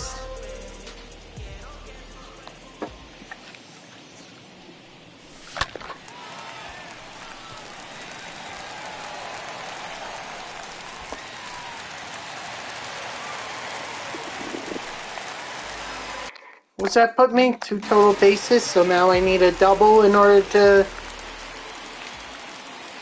get this.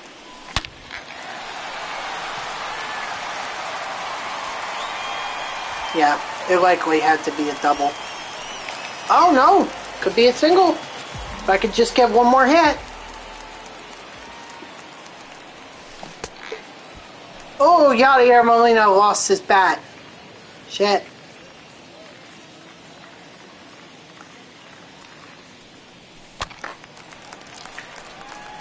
No! Damn it! Well, I'm not getting off stream until I get Yadier Molina, because ultimately this is going to lead to Clayton Kershaw. Excuse me, Clayton Kershaw. So that's the reason I'm doing this. In case people are wondering why it is that I'm doing Yadier Molina.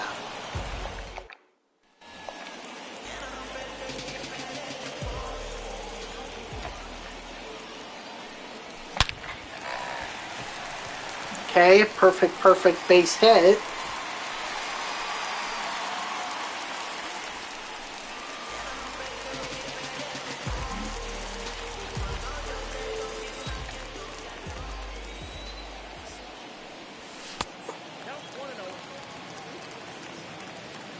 Come on, give me a double here so that I can end this godforsaken moment. I've got other godforsaken moments to work towards. Well, now it has to be a home run, because there's no way that I'm getting a triple.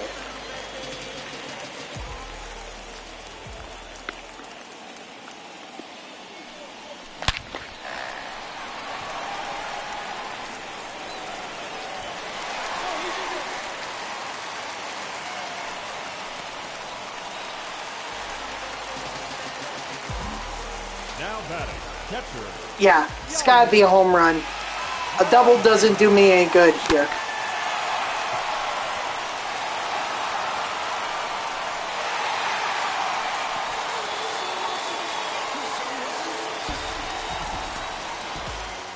That's the one time where I actually didn't want to walk off. Batting fourth, the catcher, Yadier Molina.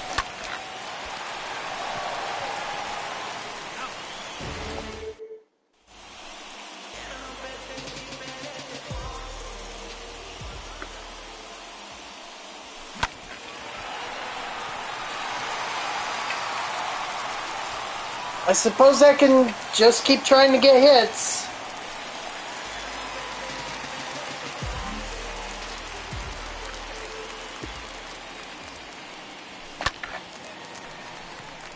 Yeah, it looks like that's the only way I'm going to be able to complete this mission, because I don't see how I get an extra base hit.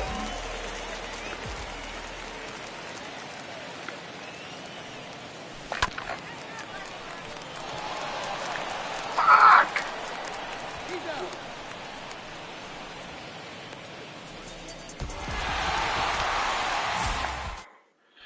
God damn it. Who knew offline programs could be so frustrating?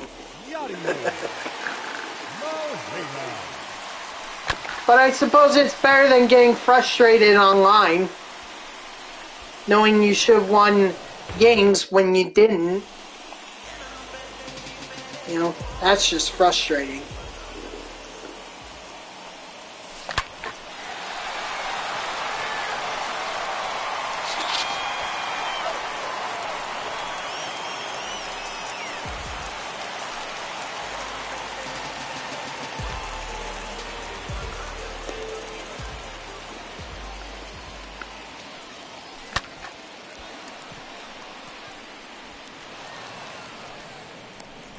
Unless I'm hitting a home run, which I doubt I am, I'm just going to restart.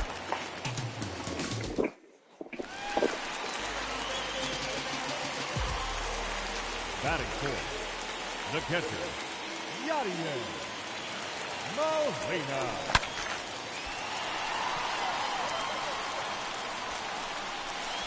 Oh, so close. That was so close to being a home run.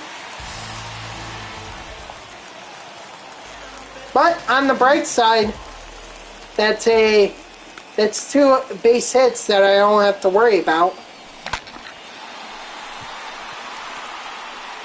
But this is what happened, I guess it was the first time or whatever, you know.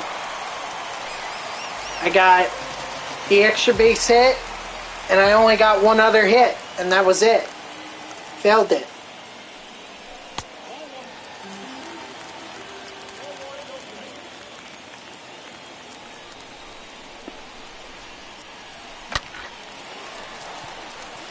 Oh, that's the gapper. Oh, we're completing this mission. Thank God.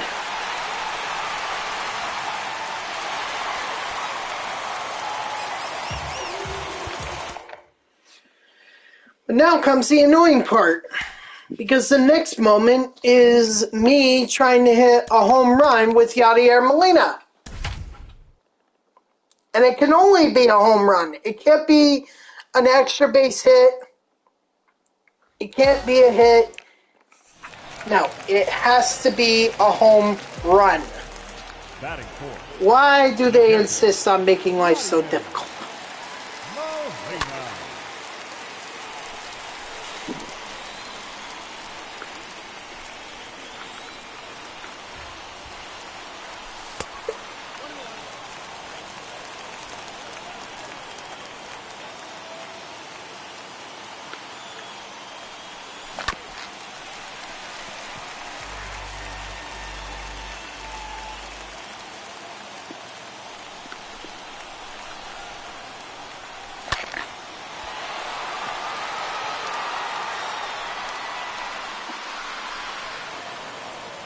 Don't know how I'm going to get the home run, but I'm going to have to figure it out.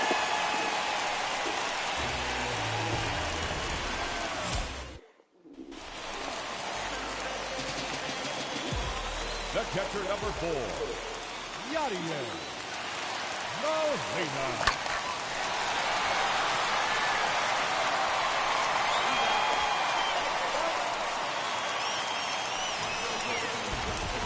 Doesn't matter.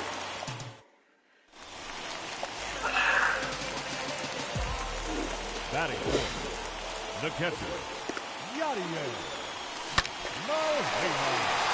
Great. Base hit. Only problem is that it's not what I needed.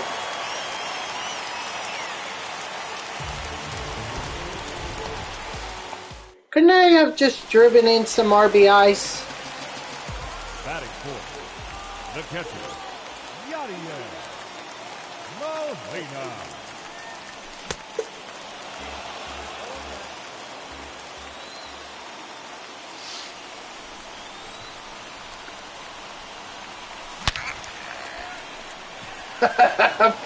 Perfect. Line out. Come on. What more do I have to do to hit this godforsaken home run? The catcher, number 4, Yadier Molina. You know what this reminds me of? This reminds me of that Gary Carter evolution, or not the evolution program, where it was like get 5 total hits in one game or whatever, 6 hits and 5 extra base hits. Which, by the way, I never even did that moment. That's still unfinished in my thing. This is reminding me so much of it. This moment right here.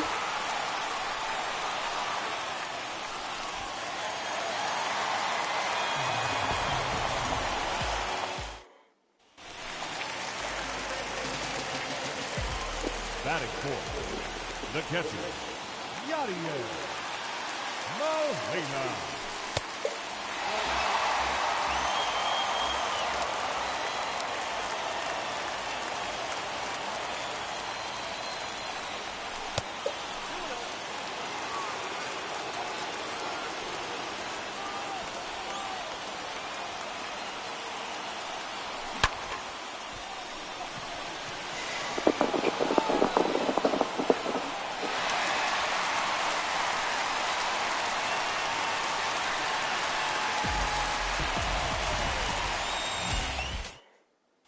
And I think I have to do the same thing against the Mets, too.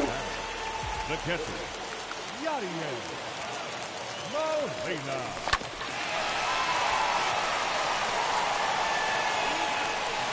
So that'll be fun. They intentionally designed this program to piss off a lot of MLB The Show players. I am thoroughly convinced of that.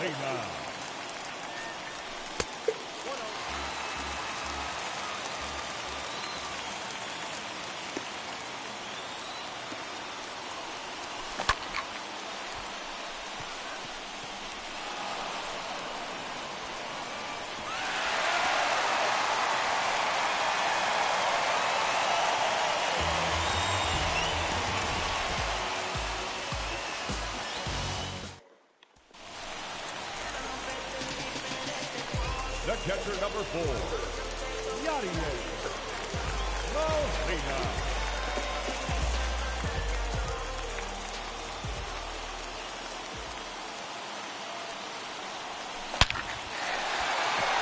Not what I needed.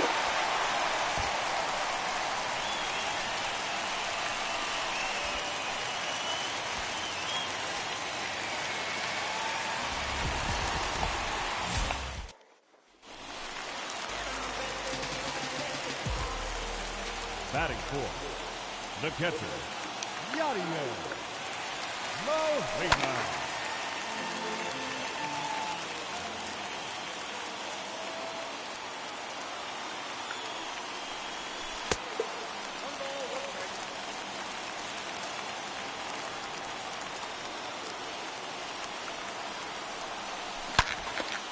Holy shit! We actually did it! Oh my god! I can't believe we fucking did it!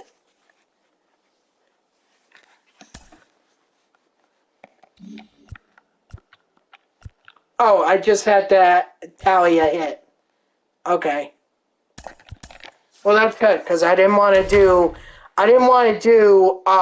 2 home runs. Or I didn't want to do a second home run.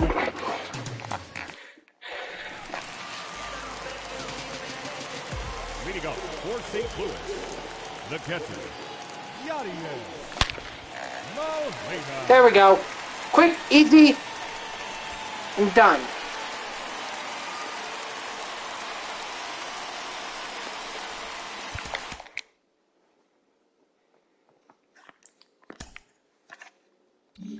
And finally, 4 total bases.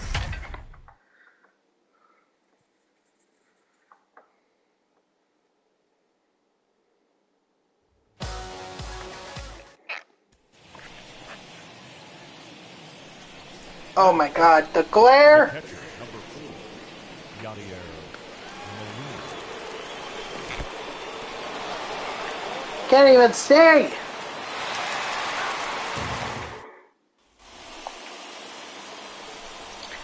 Fuck.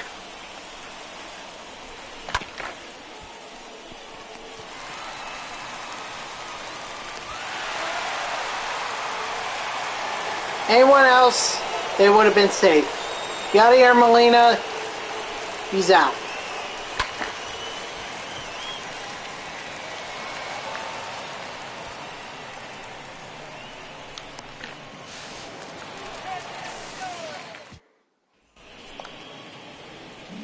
Okay, that's even worse.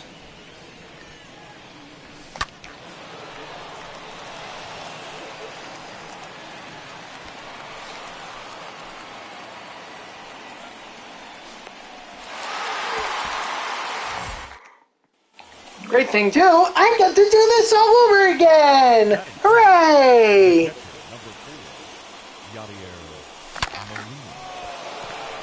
It's alright, because at least this one is going to be a double.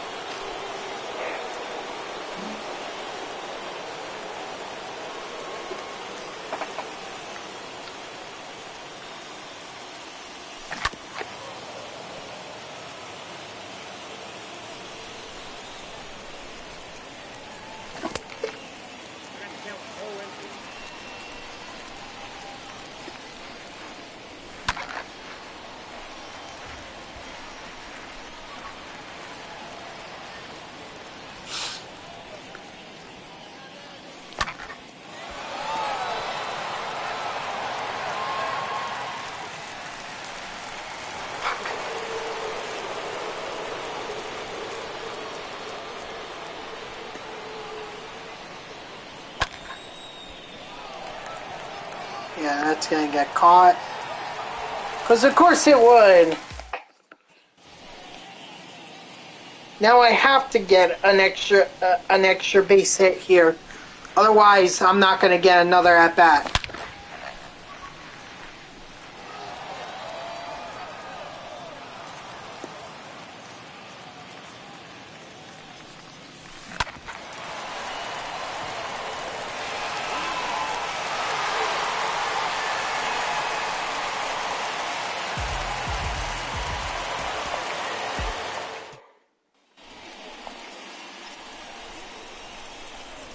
The catcher, number 4, Yadier Molina.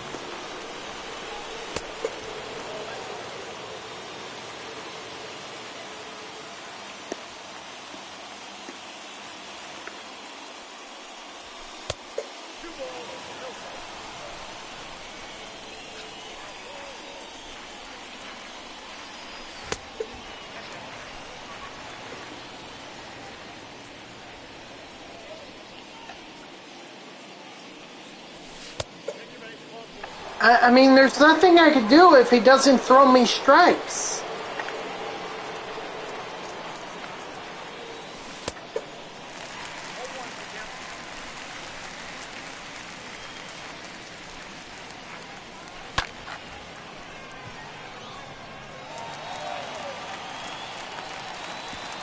He's out.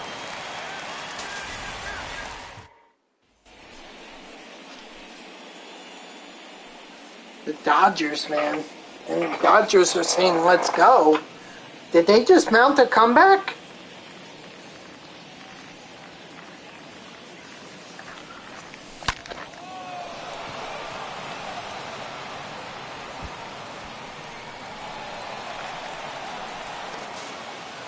Yeah. They're now tied 5-5. Holy shit. This is a series of comebacks.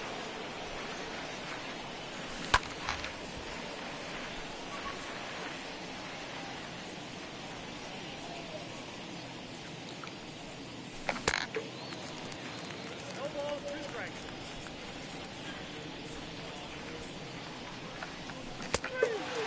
I tried to hold up. For the traditional 7th-inning stretch.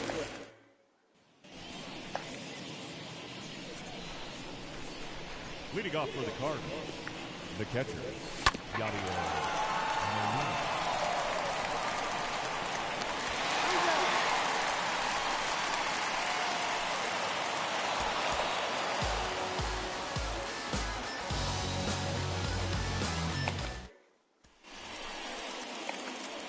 I think Tacoma is trying to credit the success of being on a Braves playoffs right now to the New York Mets. Like, listen, I like Anthony Tacoma. I think he's a very good reporter and everything, but goddamn, that is such a stretch.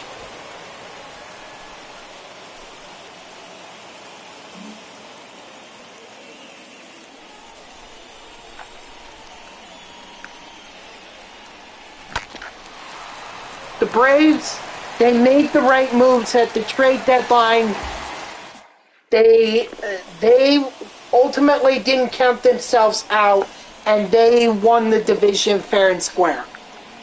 Not only that, but they had to go through the Philadelphia Phillies. Let's remember that there was a point where the Phillies were actually in first place, rather than the Mets. So, Tacoma, like, calm down.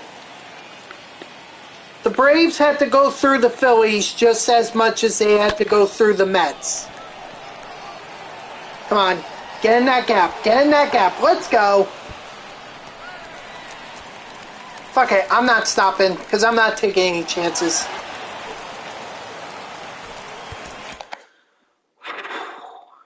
Man. That took freaking forever. Alright. What do I have to do for Yadier?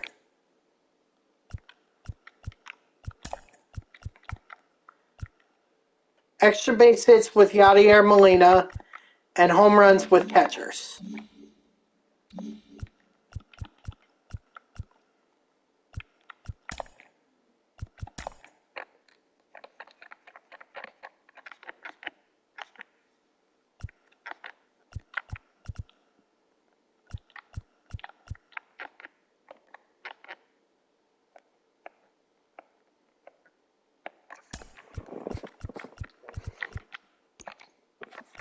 There he is.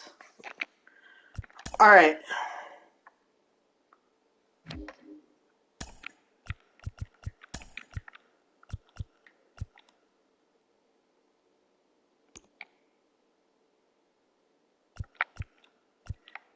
Piazza can play first. Rumuto can play first.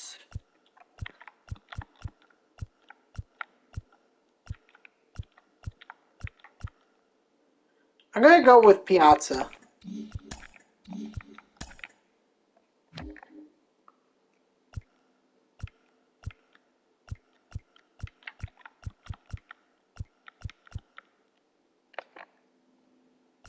Capture window. I'm just searching for guys that would...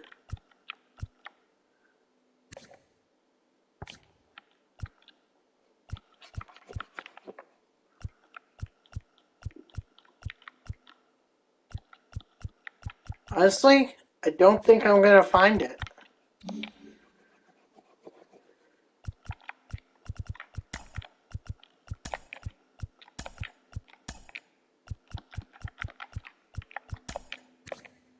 Pudge can't play anywhere else. Carter can play him right.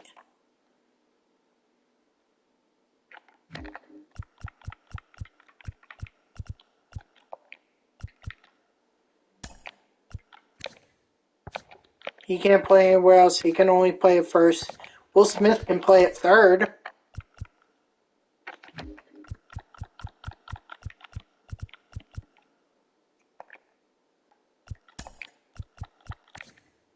Yeah, Rumuto we know.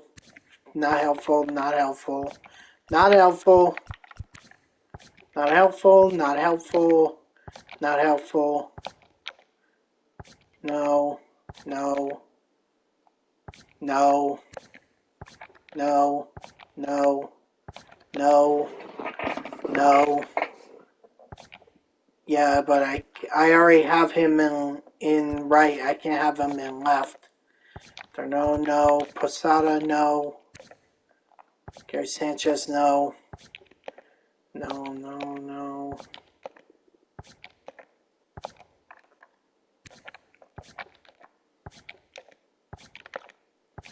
Come on, where are the guys that can play something other than first, third, and right field?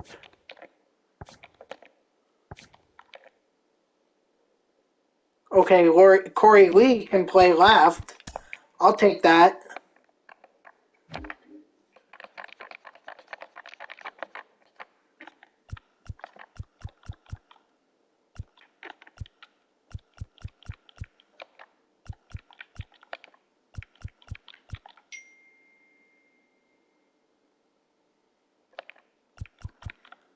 There he is.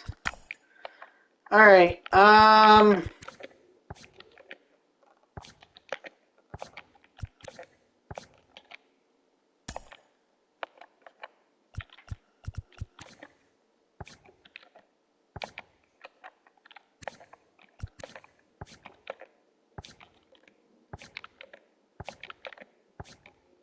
Ooh, Austin Nola can play second. That's awesome.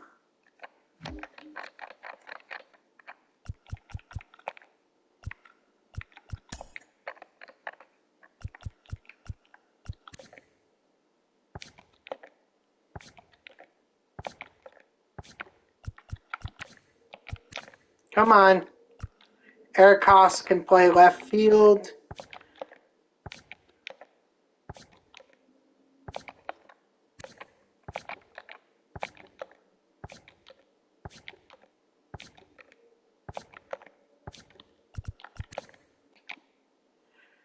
and Dalton Varsho can play center.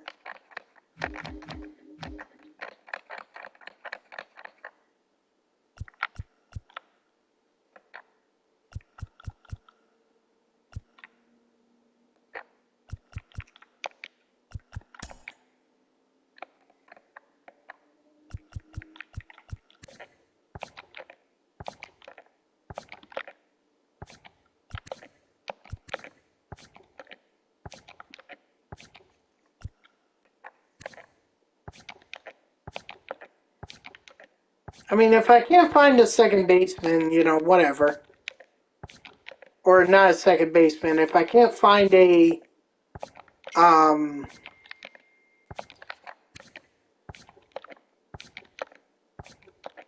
short... Oh! Tony Walters. Okay. Tony Walters it is.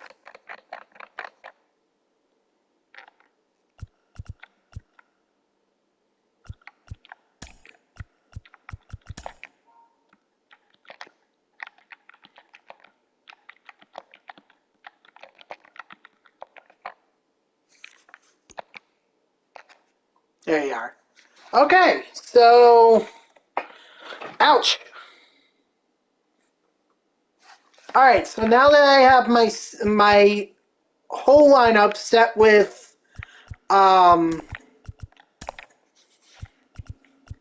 basically every catcher that could possibly play in every position other than pitcher, we say we do this. So remember, I need an extra base hit with Yadier Molina, and then I need home runs with the catchers. Oh, what? Ow. My phone going off and shit. Oh, what did my sister send now?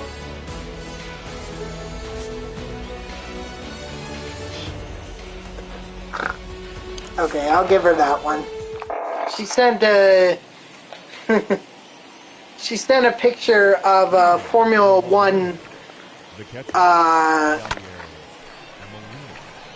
car with a lot of Zoom, with Zoom as like a sponsor all across the track, and it had the lettering, or it had the wording as, "I'm so glad Formula One started using subtitles." It's like zoom, zoom, zoom everywhere. I'll give her that one.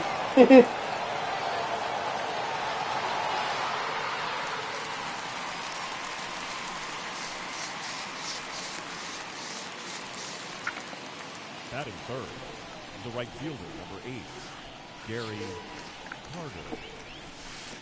Ball one, no strike.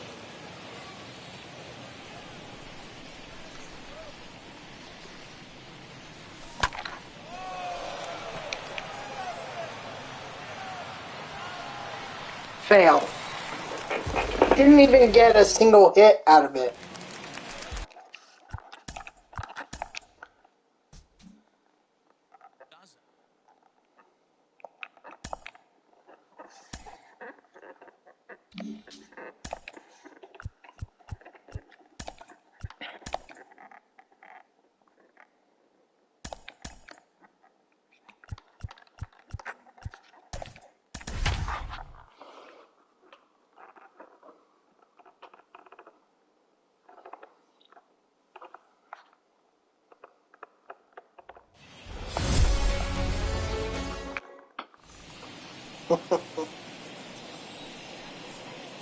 Leading off for Long Island, the catcher, Yadier Molina. Ah, this is going to be annoying.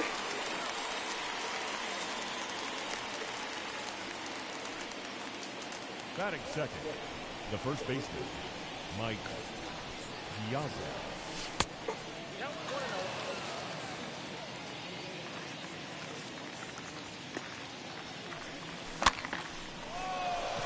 Yep, definitely annoying.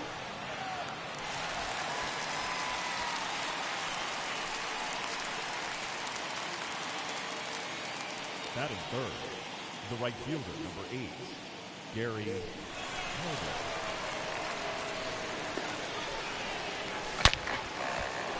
There we go. There's one home run.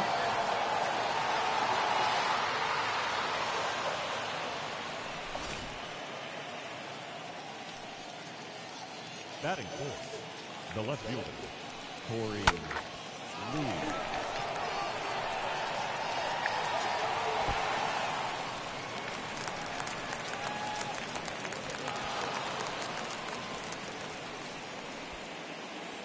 Batting fifth, the shortstop, Tony Walton.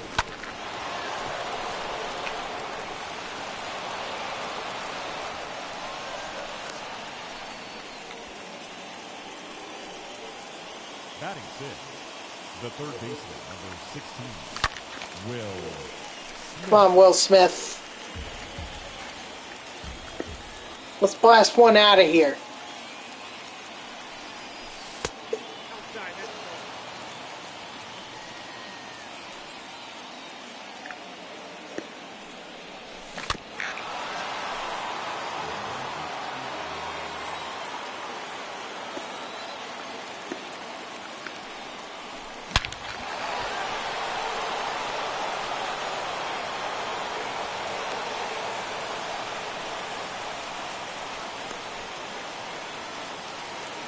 Batting seventh, the second baseman, Austin Nola. Oh, Austin Nola going deep. Holy shit.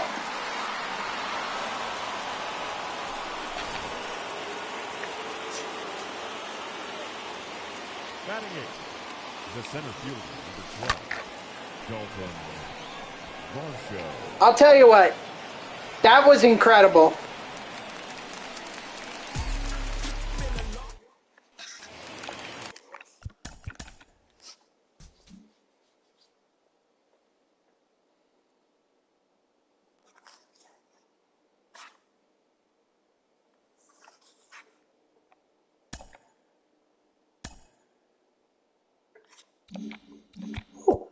Actually, you know what? With this,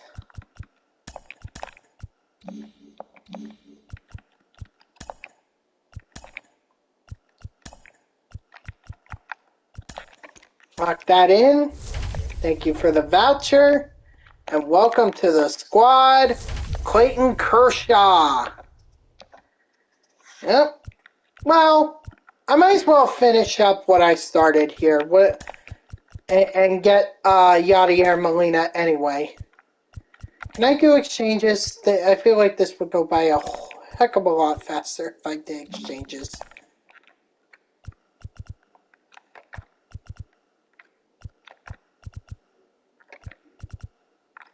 I don't care. Just go all the way to the end if we have to.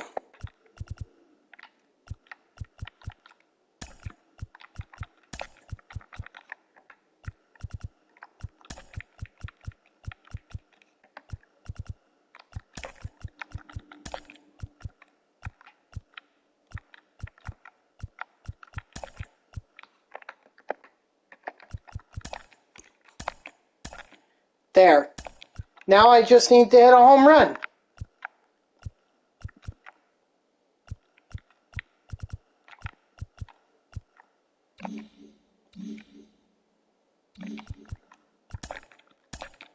So let's get it done.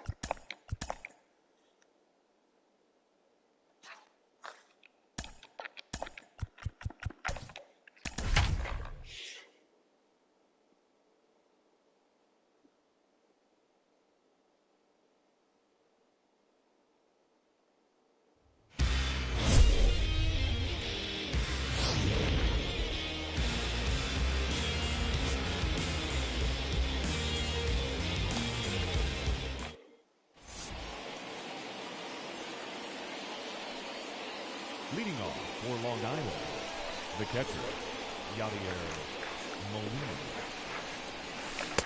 Ball, that's the ball. First pitch on the clock.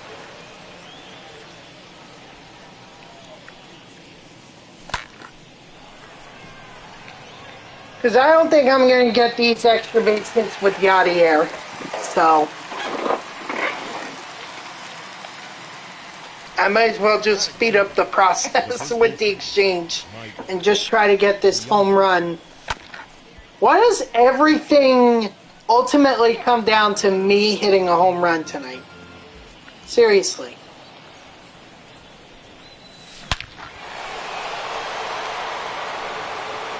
You know, doing it with to get Enrique Hernandez,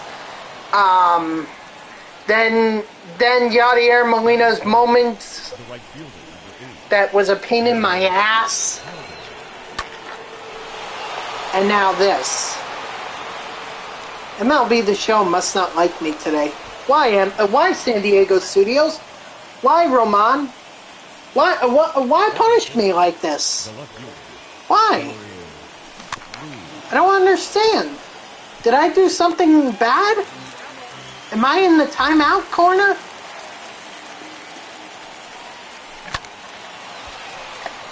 Oh, uh-oh. Well, I'm thrown out.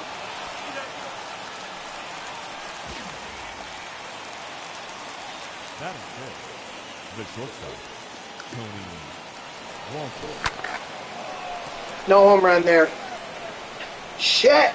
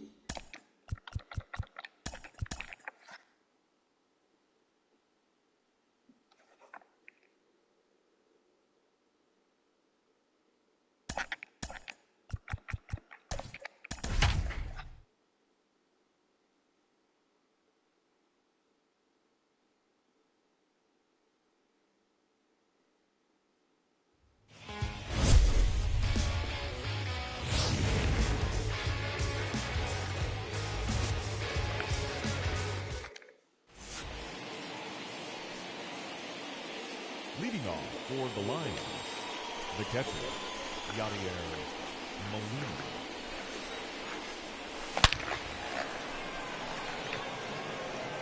Oh, so I would have gotten one of the extra base hits. Okay. Oh well, too late now. Batting second, the first baseman, Mike Piazza.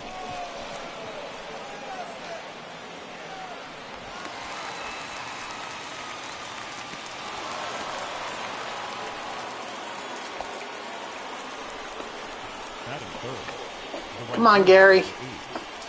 Home run here? Nope.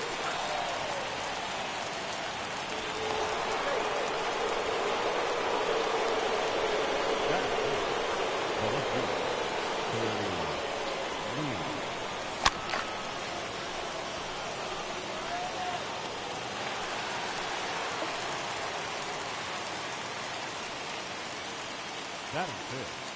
The shortstop, Tony Walker.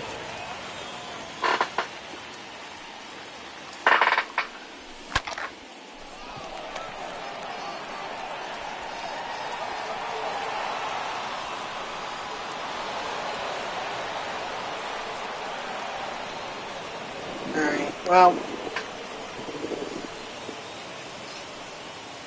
Batting sixth, the third baseman, number 16, Will Smith.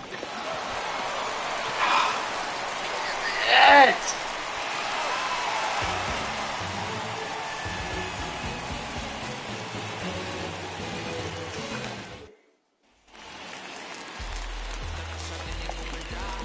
Leading off for the Rockies.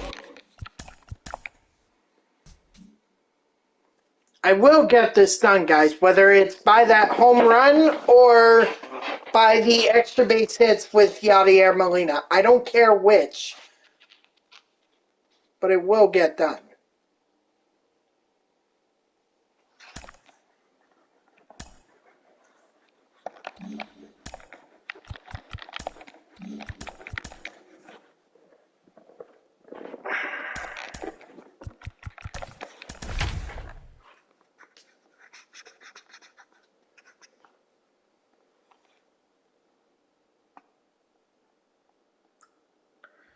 Alright. Let's give it another go.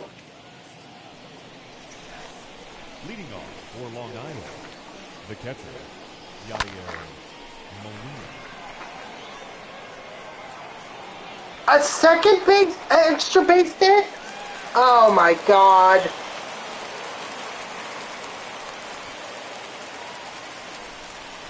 I swear to God, if I do that instead of the home runs with the catchers, I'm gonna be so pissed.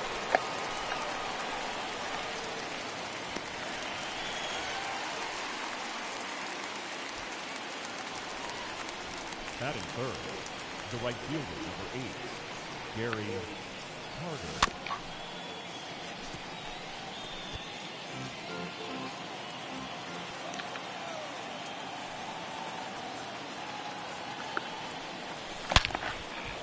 Nope, there we go. Gary Carter's gonna get us Yadier.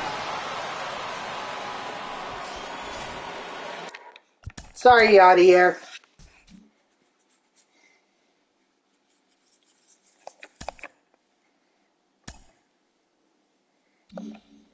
Okay, so let's go over to the 8th inning.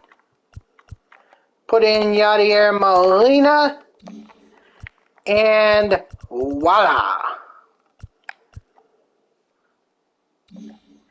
Let's see. Didn't I have a lot of packs to open up? Oh, I got a few. Okay. I'll do this. I'll do a pack opening, and then that'll be it. For real. Because at this point, I'm pushing it past 3 hours. So, just looking for diamonds. I don't care about anything else. Just want to see them diamonds.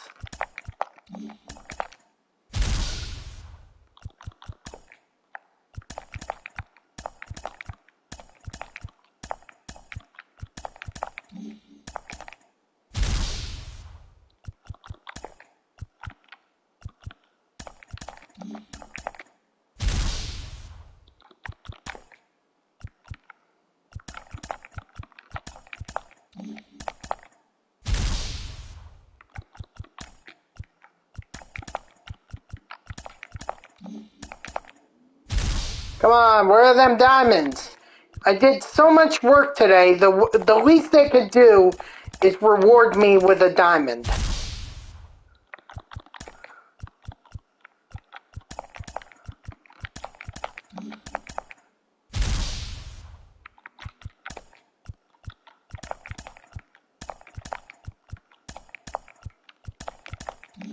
Alright, nothing in the show packs, so let's see if there's anything in the headliner packs.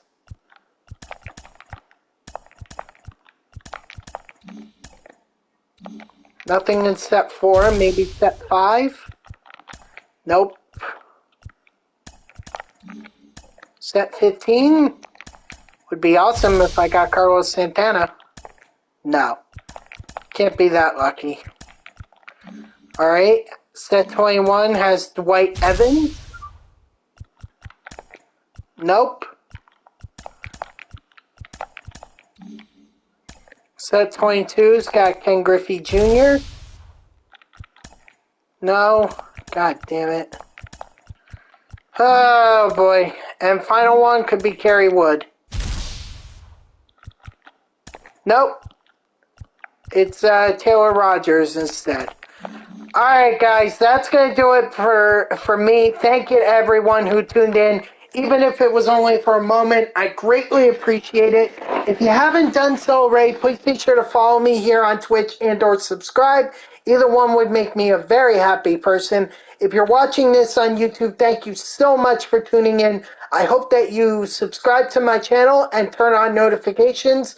That way you get an email every time I upload a video. I'm going to upload this one tomorrow morning. And if you want to know when I go live, you can follow me on Twitter at JeffreyWarner3. The link is in the About page that's underneath the stream here, so go check that out. I'll always tweet whenever I go live. You can also turn on notifications here on Twitch. That way Twitch sends you an email every time I start up a stream. Overall, we accomplished a lot. I mean, we got the Division Series program done. We got Yadier Molina, and we got Clayton Kershaw. So overall, I'm pretty happy with the progress we made in this stream. Tomorrow, you guys saw that there was a new player program, and it's Whit Merrifield. So in all likelihood, I'm going to do that tomorrow, because there's really nothing else here other than just replaying the Run It Back program. So Yadier or Whit Merrifield will be tomorrow, and then maybe we'll do some more Run It Back. See if we could possibly finish that out. But you'll have to tune in tomorrow at 6 p.m. Eastern to find out what happens. So I hope you will. And until then, have a great night.